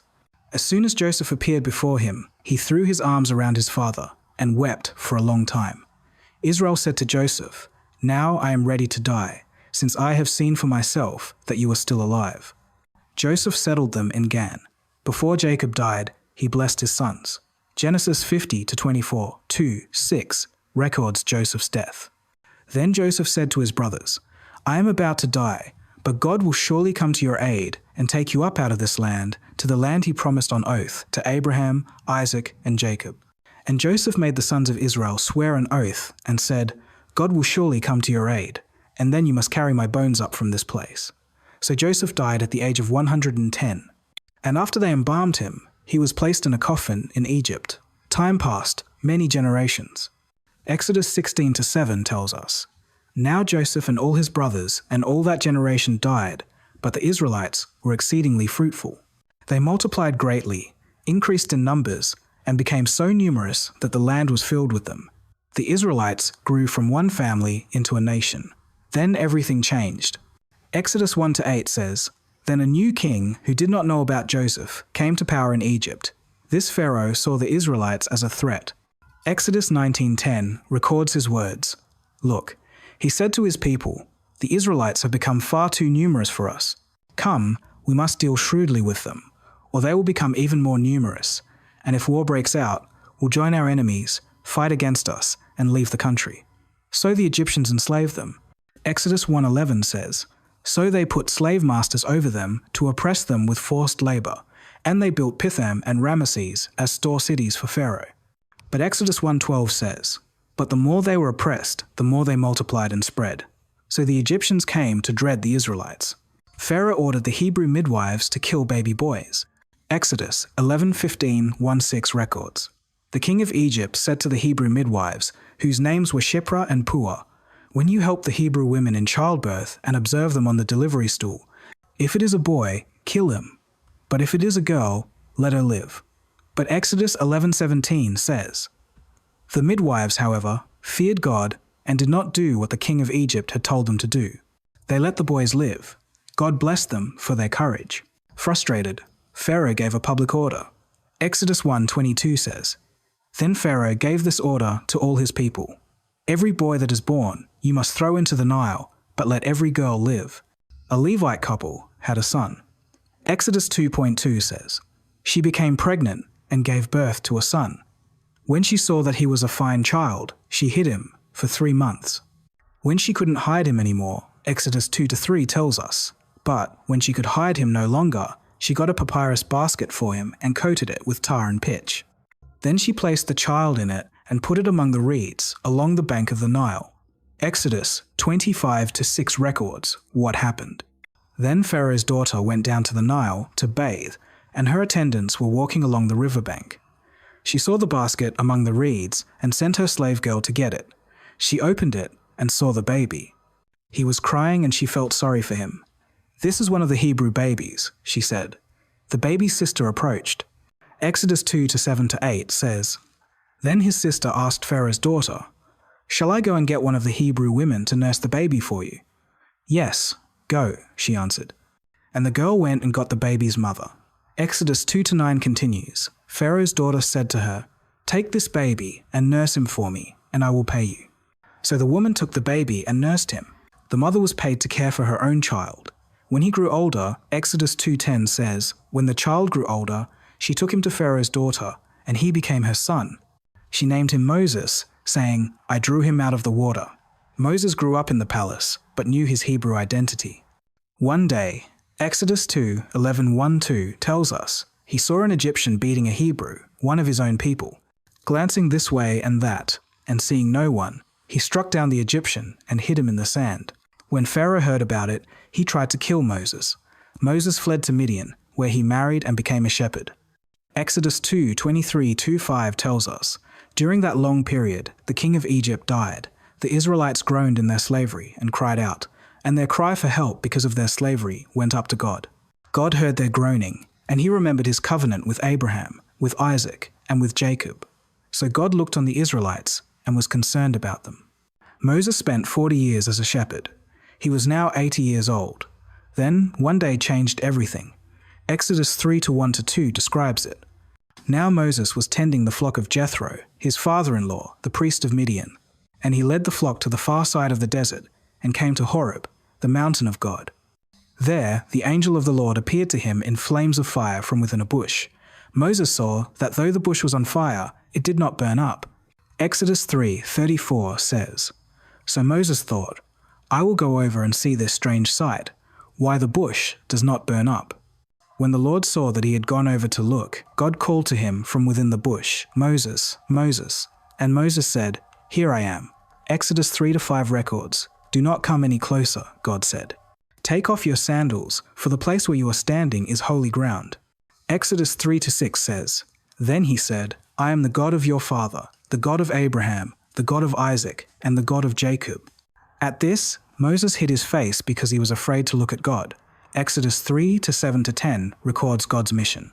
The Lord said, I have indeed seen the misery of my people in Egypt. I have heard them crying out because of their slave drivers, and I am concerned about their suffering. So I have come down to rescue them from the hand of the Egyptians, and to bring them up out of that land into a good and spacious land, a land flowing with milk and honey, the home of the Canaanites, Hittites, Amorites, Perizzites, Hivites, and Jebusites. And now the cry of the Israelites has reached me, and I have seen the way the Egyptians are oppressing them. So now go, I am sending you to Pharaoh to bring my people, the Israelites, out of Egypt. Moses felt inadequate. He asked what to say if they asked God's name. Exodus 3 hours, 14 minutes, and 15 seconds records God's answer. God said to Moses, I am who I am. This is what you are to say to the Israelites. I am has sent me to you. God also said to Moses, Say to the Israelites, the Lord, the God of your fathers, the God of Abraham, the God of Isaac, and the God of Jacob, has sent me to you. This is my name forever, the name by which I am to be remembered from generation to generation. Moses made more excuses, so God gave him miraculous signs and allowed Aaron to speak for him. Finally, Moses agreed and returned to Egypt. Exodus 4:29-1 tells us, Moses and Aaron brought together all the elders of the Israelites, and Aaron told them everything the Lord had said to Moses. He also performed the signs before the people, and they believed. And when they heard that the Lord was concerned about them and had seen their misery, they bowed down and worshipped.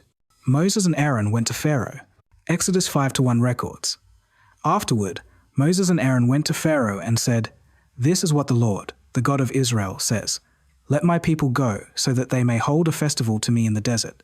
Exodus 5-2 says, Pharaoh said, Who is the Lord that I should obey him and let Israel go? I do not know the Lord, and I will not let Israel go. Pharaoh refused and made their work harder. Then God sent 10 plagues against Egypt. The first turned the Nile to blood. Exodus 7:22-1 says, Moses and Aaron did just as the Lord had commanded. He raised his staff in the presence of Pharaoh and his officials and struck the water of the Nile, and all the water was changed into blood. The fish in the Nile died, and the river smelled so bad that the Egyptians could not drink its water. Blood was everywhere in Egypt. The second brought frogs everywhere. The third turned dust into gnats. The fourth sent swarms of flies, but only on Egyptians. The fifth killed Egyptian livestock. The sixth brought painful boils. The seventh sent devastating hail. Exodus 9:23-2 describes it. When Moses stretched out his staff toward the sky, the Lord sent thunder and hail, and lightning flashed down to the ground. So the Lord rained hail on the land of Egypt. Hail fell and lightning flashed back and forth. It was the worst storm in all the land of Egypt since it had become a nation. Throughout Egypt, Hail struck everything in the fields, both men and animals. It beat down everything growing in the fields and stripped every tree. The eighth brought locusts. Exodus 10:14-15 says, "They invaded all Egypt and settled down in every area of the country in great numbers. Never before had there been such a plague of locusts, nor will there ever be again. They covered all the ground until it was black. They devoured all that was left after the hail, everything growing in the fields and the fruit on the trees. Nothing green remained on tree or plant in all the land of Egypt. The 9th was 3 days of darkness." Exodus 10 hours, 22 minutes and 23 seconds says, "So Moses stretched out his hand toward the sky, and total darkness covered all Egypt for 3 days. No one could see anyone else or leave his place for 3 days. Yet all the Israelites had light in the places where they lived. And after 9 plagues, Pharaoh's heart remained hard. Now, God would send one final plague. God told Moses about the final plague. Exodus 11 to 4-6 records. So Moses said, "This is what the Lord says about midnight. I will go throughout Egypt. Every firstborn son in Egypt will die, from the firstborn son of Pharaoh who sits on the throne to the firstborn son of the slave girl who was at her handmill, and all the firstborn of the cattle as well. There will be loud wailing throughout Egypt, worse than there has ever been or ever will be again." But God provided protection for the Israelites. Exodus 12 to 3-7 records the instructions. "Tell the whole community of Israel that on the 10th day of this month, each man is to take a lamb for his family, one for each household. The animals you choose must be year-old males without defect, and you may take them from the sheep or the goats. Take care of them until the 14th day of the month, when all the people of the community of Israel must slaughter them at twilight. Then they are to take some of the blood and put it on the sides and tops of the door frames of the houses, where they eat the lambs." Exodus 12:1-3 explains why. "On that same night, I will pass through Egypt and strike down every firstborn, both men and animals, and I will bring judgment on all the gods of Egypt. I am the Lord. The blood will be a sign for you on the houses where you are, and when I see the blood, I will pass over you. No destructive plague will touch you when I strike Egypt. The blood on the door frame would cause the destroyer to pass over that house." Exodus 12:8-11 gave instructions for eating. That same night, they are to eat the meat roasted over the fire, along with bitter herbs and bread made without yeast. Do not eat the meat raw or cooked in water, but roast it over the fire, head, legs, and inner parts. Do not leave any of it till morning. If some is left till morning, you must burn it. This is how you are to eat it: with your cloak tucked into your belt, your sandals on your feet, and your staff in your hand. Eat it in haste. It is the Lord's Passover." The Israelites obeyed. At midnight, the plague struck. Exodus 12:29, 30 seconds describes it.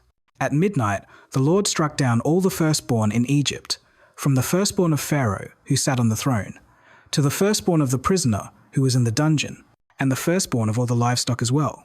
Pharaoh and all his officials and all the Egyptians got up during the night, and there was loud wailing in Egypt, for there was not a house without someone dead. Every Egyptian household lost someone. But in Israelite homes, marked with blood, everyone was safe. Pharaoh summoned Moses. Exodus 12-3000, 132 records. During the night, Pharaoh summoned Moses and Aaron and said, "Up, leave my people, you and the Israelites. Go worship the Lord as you have requested. Take your flocks and herds as you have said, and go and also bless me." The Israelites left. Exodus 12 hours, 37 minutes, and 39 seconds tells us the Israelites journeyed from Ramesses to Succoth. There were about 600,000 men on foot besides women and children. Many other people went up with them, as well as large droves of livestock, both flocks and herds. With the dough they had brought from Egypt, they baked cakes of unleavened bread. The dough was without yeast, because they had been driven out of Egypt and did not have time to prepare food for themselves. Exodus 12-4000 and 41 adds, "Now the length of time the Israelite people lived in Egypt was 430 years. At the end of the 430 years, to the very day, all the Lord's divisions left Egypt. After 430 years in Egypt, the Israelites walked out free, carrying Joseph's bones with them. God had delivered them. The Israelites left Egypt with great celebration, but their freedom didn't last long without a fight. Pharaoh changed his mind. Exodus 14-5 tells us, when the king of Egypt was told that the people had fled, Pharaoh and his officials changed their minds about them and said, "What have we done? "We have let the Israelites go and have lost their services." So Pharaoh prepared his army. Exodus 14:6-7 says, "So he had his chariot made ready and took his army with him. He took 600 of the best chariots, along with all the other chariots of Egypt, with officers over all of them. The entire Egyptian military force pursued the Israelites into the wilderness. The Israelites were camped by the Red Sea when they saw the Egyptian army approaching. They panicked." Exodus 14:10 records their fear.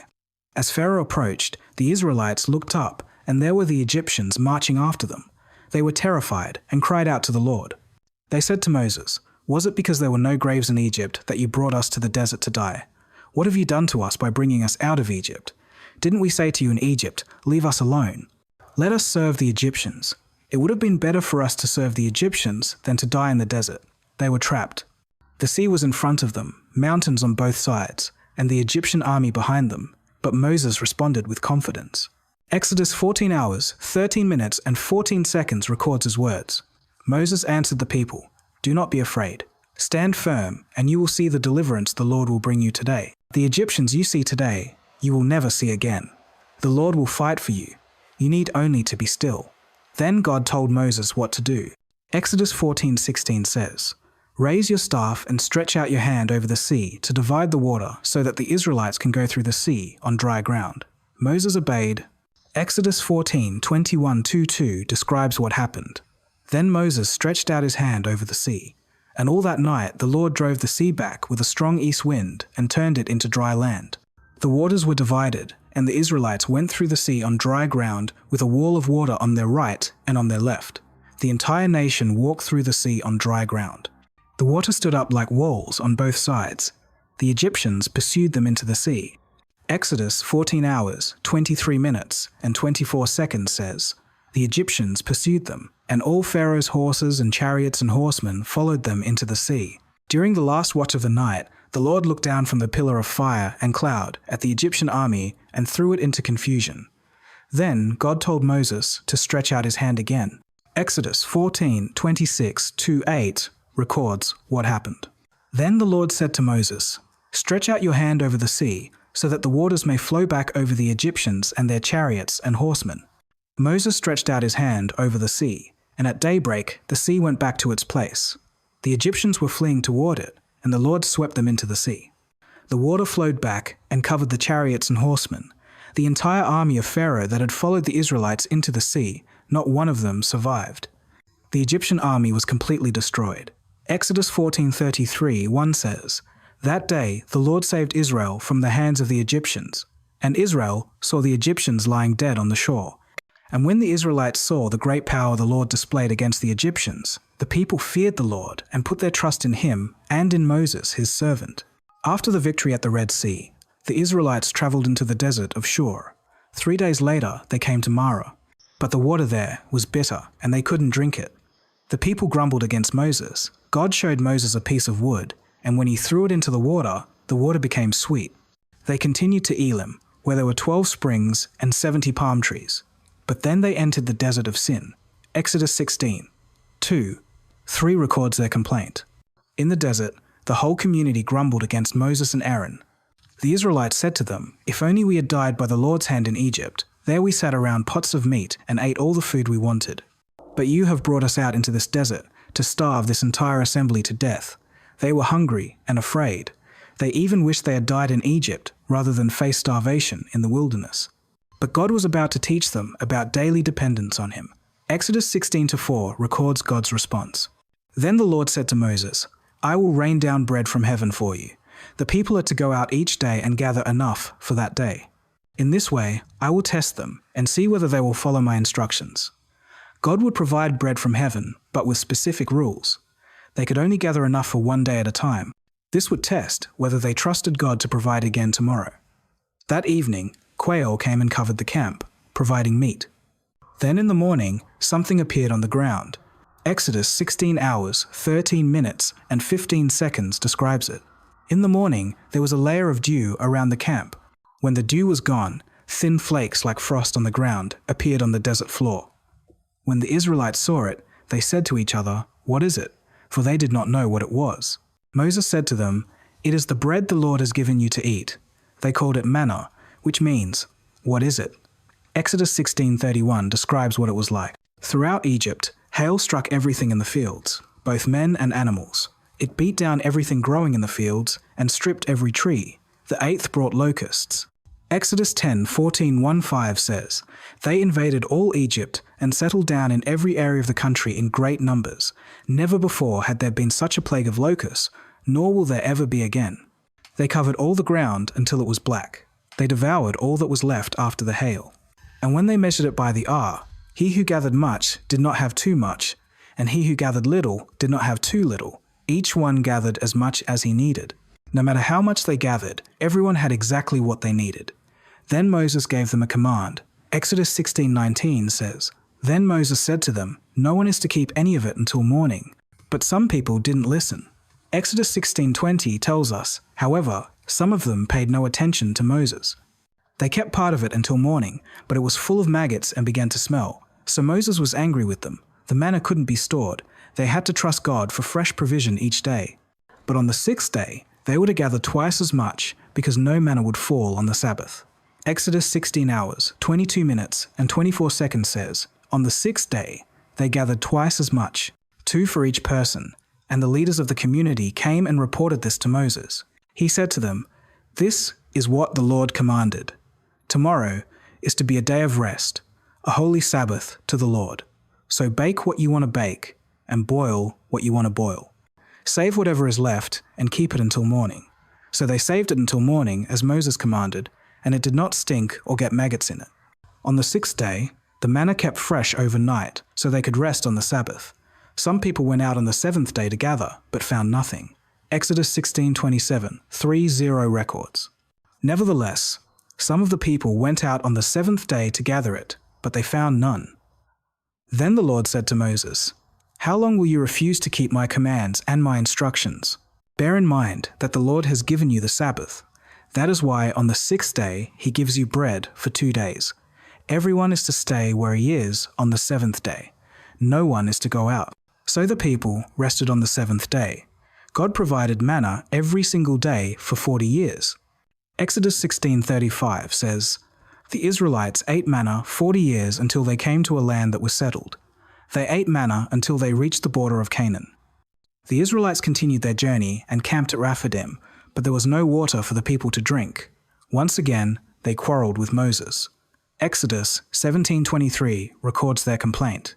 "So they quarreled with Moses and said, 'Give us water to drink.' Moses replied, 'Why do you quarrel with me? Why do you put the Lord to the test?' But the people were thirsty for water there, and they grumbled against Moses. They said, 'Why did you bring us up out of Egypt to make us and our children and livestock die of thirst?' They were desperate and angry. Their thirst made them forget all the miracles God had already done for them. Moses cried out to God. Exodus 17:4 says, "Then Moses cried out to the Lord, 'What am I to do with these people? They are almost ready to stone me.' God gave Moses specific instructions. Exodus 17:5-6 records them. The Lord answered Moses, 'Walk on ahead of the people. Take with you some of the elders of Israel, and take in your hand the staff with which you struck the Nile, and go. I will stand there before you by the rock at Horeb. Strike the rock, and water will come out of it for the people to drink.' But so Moses did this in the sight of the elders of Israel. Moses struck the rock with his staff, and water gushed out. The people and their livestock drank." Exodus 17:7 says, "And he called the place Massah and Meribah, because the Israelites quarreled, and because they tested the Lord, saying, 'Is the Lord among us or not?' The names Massah and Meribah mean testing and quarreling. After this, the Amalekites came and attacked the Israelites. Moses told Joshua to choose men and fight while he stood on top of the hill with the staff of God in his hands. Exodus 1:7-1-1-13 describes the battle. As long as Moses held up his hands, the Israelites were winning. But whenever he lowered his hands, the Amalekites were winning. When Moses' hands grew tired, they took a stone and put it under him, and he sat on it. Aaron and Hur held his hands up, one on one side, one on the other, so that his hands remained steady till sunset. So Joshua overcame the Amalekite army with the sword. The victory depended on Moses keeping his hands raised. When he couldn't do it alone, Aaron and Hur supported him until the battle was won. 3 months after leaving Egypt, the Israelites came to the desert of Sin and camped at the base of Mount C. Exodus 19:3-6 records God's message through Moses. Then Moses went up to God, and the Lord called to him from the mountain and said, "This is what you are to say to the house of Jacob, and what you are to tell the people of Israel. You yourselves have seen what I did to Egypt, and how I carried you on eagle's wings and brought you to myself. Now, if you obey me fully and keep my covenant, then out of all nations you will be my treasured possession. Although the whole earth is mine, you will be for me a kingdom of priests and a holy nation. These are the words you are to speak to the Israelites." The people agreed to obey everything God said. Then God told Moses to prepare the people because he would come down on the mountain in 3 days. Exodus 19:103 gives the instructions. And the Lord said to Moses, "Go to the people and consecrate them today and tomorrow. Have them wash their clothes and be ready by the 3rd day, because on that day the Lord will come down on Mount C in the sight of all the people. Put limits for the people around the mountain and tell them, 'Be careful that you do not go up the mountain or touch the foot of it. Whoever touches the mountain shall surely be put to death. He shall surely be stoned or shot with arrows. Not a hand is to be laid on him. Whether man or animal, he shall not be permitted to live. And only when the ram's horn sounds a long blast may they go up to the mountain. The mountain was holy, and anyone who touched it would die.' On the 3rd day, something terrifying happened. Exodus 19 hours, 16 minutes, and 19 seconds describes it. On the morning of the 3rd day, there was thunder and lightning with a thick cloud over the mountain and a very loud trumpet blast. Everyone in the camp trembled. Then Moses led the people out of the camp to meet with God, and they stood at the foot of the mountain. Mount C was covered with smoke because the Lord descended on it in fire. The smoke billowed up from it like smoke from a furnace. The whole mountain trembled violently, and the sound of the trumpet grew louder and louder. Then Moses spoke, and the voice of God answered him. The entire mountain was on fire, covered in smoke, shaking violently. God came down in fire and spoke. Then God called Moses to the top of the mountain and gave him the 10 Commandments. Exodus 21-17 records them. And God spoke all these words, "I am the Lord your God who brought you out of Egypt, out of the land of slavery. You shall have no other gods before me. You shall not make for yourself an idol in the form of anything in heaven above, or on the earth beneath, or in the waters below. You shall not bow down to them or worship them. For I, the Lord your God, am a jealous God, punishing the children for the sin of the fathers, to the 3rd and 4th generation of those who hate me, but showing love to 1,000 generations of those who love me and keep my commandments. You shall not misuse the name of the Lord your God, for the Lord will not hold anyone guiltless who misuses his name. Remember the Sabbath day by keeping it holy. 6 days you shall labor and do all your work, but the 7th day is a Sabbath to the Lord your God. On it you shall not do any work, neither you nor your son or daughter, nor your manservant or maidservant, nor your animals, nor the alien within your gates. For in 6 days the Lord made the heavens and the earth, the sea, and all that is in them. But he rested on the 7th day. Therefore the Lord blessed the Sabbath day and made it holy. Honor your father and your mother, so that you may live long in the land the Lord your God is giving you. You shall not murder, you shall not commit adultery, you shall not steal. You shall not give false testimony against your neighbor. You shall not covet your neighbor's house. You shall not covet your neighbor's wife, or his manservant or maidservant, his ox or donkey, or anything that belongs to your neighbor. The people saw the thunder and lightning and heard the trumpet.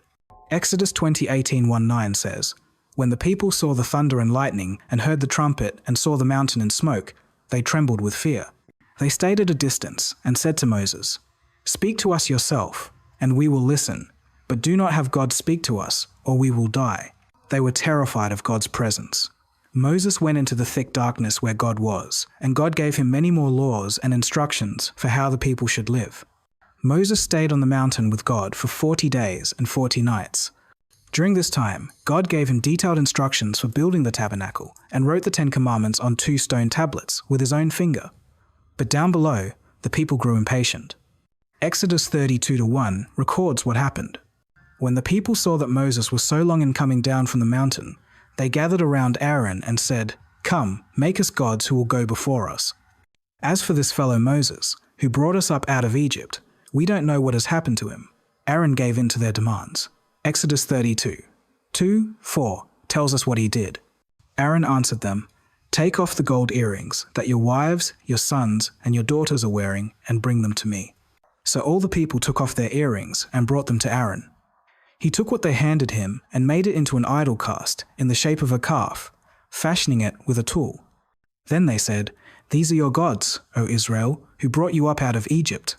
Aaron built an altar in front of the calf and announced a festival. The next day, the people offered sacrifices and sat down to eat and drink, then got up to indulge in revelry. They were worshipping a golden calf, breaking the very first commandment God had just given them. God told Moses what was happening. Exodus 32:7-10 records God's words. Then the Lord said to Moses, "Go down, because your people whom you brought up out of Egypt have become corrupt. They have been quick to turn away from what I commanded them, and have made themselves an idol cast in the shape of a calf. They have bowed down to it and sacrificed to it, and have said, 'These are your gods, O Israel, who brought you up out of Egypt.' I have seen these people," the Lord said to Moses, "and they are a stiff-necked people. Now leave me alone, so that my anger may burn against them, and that I may destroy them. Then I will make you into a great nation." But Moses pleaded with God to spare the people. Exodus 32:11, 1:4 records his intercession. But Moses sought the favor of the Lord his God. "O Lord," he said, "why should your anger burn against your people, whom you brought out of Egypt with great power and a mighty hand? Why should the Egyptians say it was with evil intent that he brought them out to kill them in the mountains and to wipe them off the face of the earth? Turn from your fierce anger. Relent and do not bring disaster on your people. Remember your servants Abraham, Isaac, and Israel, to whom you swore by your own self. I will make your descendants as numerous as the stars in the sky, and I will give your descendants all this land I promised them, and it will be their inheritance forever." Then the Lord relented and did not bring on his people the disaster he had threatened. Moses went down the mountain carrying the 2 stone tablets. When he came near the camp and saw the calf and the dancing, his anger burned. Exodus 32:19 says, "When Moses approached the camp and saw the calf and the dancing, his anger burned, and he threw the tablets out of his hands, breaking them to pieces at the foot of the mountain." Moses destroyed the golden calf. Exodus 32:20 tells us, "And he took the calf they had made and burned it in the fire. Then he ground it to powder, scattered it on the water, and made the Israelites drink it." Then Moses confronted Aaron, who made weak excuses. Moses stood at the entrance to the camp and said in Exodus 32:26, "Whoever is for the Lord, come to me." The Levites rallied to him, and Moses commanded them to go through the camp with swords. About 3,000 people died that day as punishment for the idolatry. The next day, Moses told the people they had committed a great sin. He went back up the mountain to plead with God for them. Exodus 32:31-32 records his prayer. So Moses went back to the Lord and said, "Oh, what a great sin these people have committed. They have made themselves gods of gold, but now please forgive their sin. But if not, then blot me out of the book you have written." Moses was willing to be blotted out if it meant the people could be saved. God forgave them, but said there would still be consequences for their sin. After dealing with the sin of the golden calf, Moses received new stone tablets with the commandments. Then God gave detailed instructions for building the tabernacle, a portable sanctuary where God would dwell among his people. Exodus 25:8-9 records God's purpose. "Then have them make a sanctuary for me, and I will dwell among them. Make this tabernacle and all its furnishings exactly like the pattern I will show you." God gave specific measurements and materials for every part. The people were to bring offerings of gold, silver, bronze, fine linen, animal skins, acacia wood, oil, spices, and precious stones. Exodus 35:21 says, "And everyone who was willing and whose heart moved him came and brought an offering to the Lord for the work on the tent of meeting." The people gave so generously that the craftsmen had to tell Moses to stop the offerings. Exodus 36:5-7 records, "And they said to Moses, 'The people are bringing more than enough for doing the work the Lord commanded to be done.'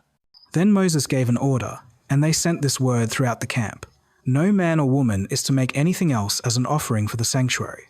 And so the people were restrained from bringing more, because what they already had was more than enough to do all the work.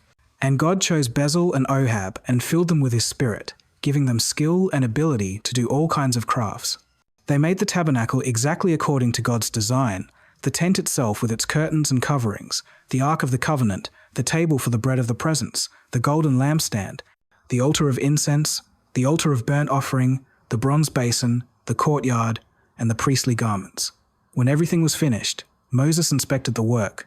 Exodus 39-42:4-3 says, "The Israelites had done all the work just as the Lord had commanded Moses.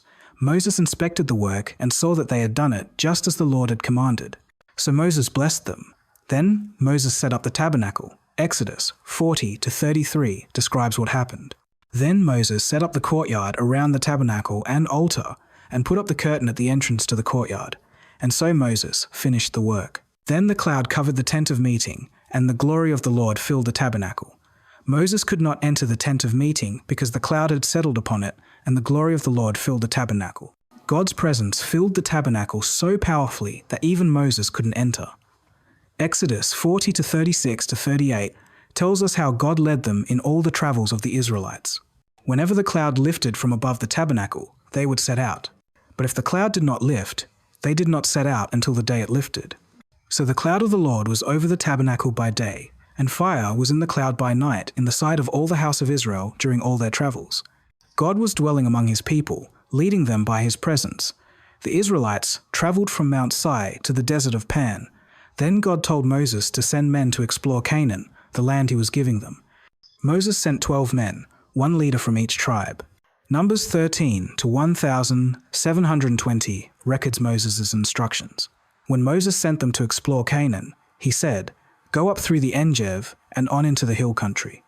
See what the land is like, and whether the people who live there are strong or weak, few or many. What kind of land do they live in? Is it good or bad? What kind of towns do they live in?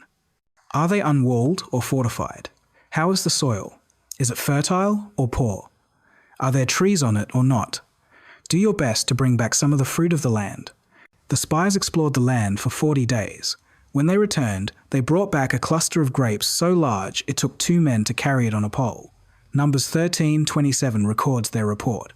They gave Moses this account: "We went into the land to which you sent us, and it does flow with milk and honey. Here is its fruit. The land was everything God promised." But then came the bad news. Numbers 13:28-9 continues. "But the people who live there are powerful, and the cities are fortified and very large. We even saw descendants of Ansh there. The Amalekites live in the Negev. The Hittites, Jebusites, and Amorites live in the hill country. And the Canaanites live near the sea and along the Jordan." 10 of the spies gave a negative report, spreading fear among the people. Numbers 13:31-3 records their words. "But the men who had gone up with him said, 'We can't attack those people. They are stronger than we are.' And they spread among the Israelites a bad report about the land they had explored. They said, 'The land we explored devours those living in it. All the people we saw there are of great size. We saw the Nephilim there. The descendants of Ansh come from the Nephilim. We seemed like grasshoppers in our own eyes, and we looked the same to them. Only 2 spies, Joshua and Caleb, had faith that God would give them victory. Caleb tried to encourage the people. Numbers 13:30 says, "Then Caleb silenced the people before Moses and said, 'We should go up and take possession of the land, for we can certainly do it.' But the people refused to listen." Numbers 14 records their rebellion. That night, all the people of the community raised their voices and wept aloud. All the Israelites grumbled against Moses and Aaron, and the whole assembly said to them, "If only we had died in Egypt or in this desert. Why is the Lord bringing us to this land only to let us fall by the sword? Our wives and children will be taken as plunder. Wouldn't it be better for us to go back to Egypt?" And they said to each other, "We should choose a leader and go back to Egypt." Joshua and Caleb tore their clothes and pleaded with the people. Numbers 14-79 records their words. "The land we passed through and explored is exceedingly good. If the Lord is pleased with us, he will lead us into that land, a land flowing with milk and honey, and will give it to us. Only do not rebel against the Lord. And do not be afraid of the people of the land, because we will swallow them up. Their protection is gone, but the Lord is with us. Do not be afraid of them." But the assembly talked about stoning them. Then God's glory appeared, and God told Moses he would strike the people with a plague and destroy them. Moses interceded for the people, and God forgave them. But there were consequences. Numbers 14:26-5 records God's judgment. "The Lord said to Moses and Aaron, 'How long will this wicked community grumble against me? I have heard the complaints of these grumbling Israelites. So tell them, as surely as I live, declares the Lord, I will do to you the very things I heard you say. In this desert, your bodies will fall. Every one of you, 20 years old or more, who was counted in the census, and who has grumbled against me. Not one of you will enter the land I swore with uplifted hand to make your home, except Caleb, son of Jephunneh, and Joshua, son of Nun. As for your children that you said would be taken as plunder, I will bring them in to enjoy the land you have rejected. But you, your bodies, will fall in this desert. Your children will be shepherds here for 40 years, suffering for your unfaithfulness until the last of your bodies lies in the desert. For 40 years, 1 year for each of the 40 days you explored the land, you will suffer for your sins and know what it is like to have me against you. Because the people refused to trust God, they would wander in the wilderness for 40 years until that entire generation died. Only their children would enter the promised land. The Israelites continued wandering in the wilderness. They traveled around Edom and grew impatient on the way. Numbers 21:45 records their complaint. They traveled from Mount along the route to the Red Sea to go around Edom, but the people grew impatient on the way. They spoke against God and against Moses and said, Why have you brought us up out of Egypt to die in the desert? There is no bread, there is no water, and we detest this miserable food. They complained against God and Moses, despising the manna God provided daily. This time God's judgment was swift and severe. Numbers 21:26 says, Then the Lord sent venomous snakes among them. They bit the people and many Israelites died. The snakes were everywhere, biting people, and many died from the venom. The people quickly realized their sin and came to Moses. Numbers 21:7 records their confession. The people came to Moses and said, We sinned when we spoke against the Lord and against you. Pray that the Lord will take the snakes away from us. So Moses prayed for the people. God gave Moses unusual instructions for healing. Numbers 21:8-9 tells us what God said and what Moses did. The Lord said to Moses, Make a snake and put it up on a pole. Anyone who is bitten can look at it and live. So Moses made a bronze snake and put it up on a pole. Then, when anyone was bitten by a snake and looked at the bronze snake, he lived. This was remarkable. Anyone who was bitten by a venomous snake only needed to look at the bronze snake on the pole and they would be healed. They didn't have to do anything complicated, just look and live. It required faith to believe that simply looking at a bronze snake would heal them. But those who looked in faith were saved. Those who refused died from the venom. The bronze serpent became a picture of salvation through faith, looking to what God provided and trusting Him for life. If these stories have impacted you, if you've learned something new or seen these familiar accounts in a fresh way, I'd love for you to subscribe to this channel. By subscribing, you'll be notified when we continue this journey through the Bible, exploring the stories of kings and prophets, the wisdom literature, and ultimately the fulfillment of all these promises in the New Testament. And please share this video with someone who needs to hear these foundational truths. Maybe it's a friend who's curious about the Bible but doesn't know where to start. Maybe it's a family member who grew up hearing these stories but needs to be reminded of God's faithfulness. Or maybe it's someone searching for hope and needs to know that the same God who parted seas and provided bread from heaven is still faithful today. Hit that subscribe button. Share this video and join us as we continue exploring the greatest story ever told. The story of God's love for humanity from Genesis to Revelation.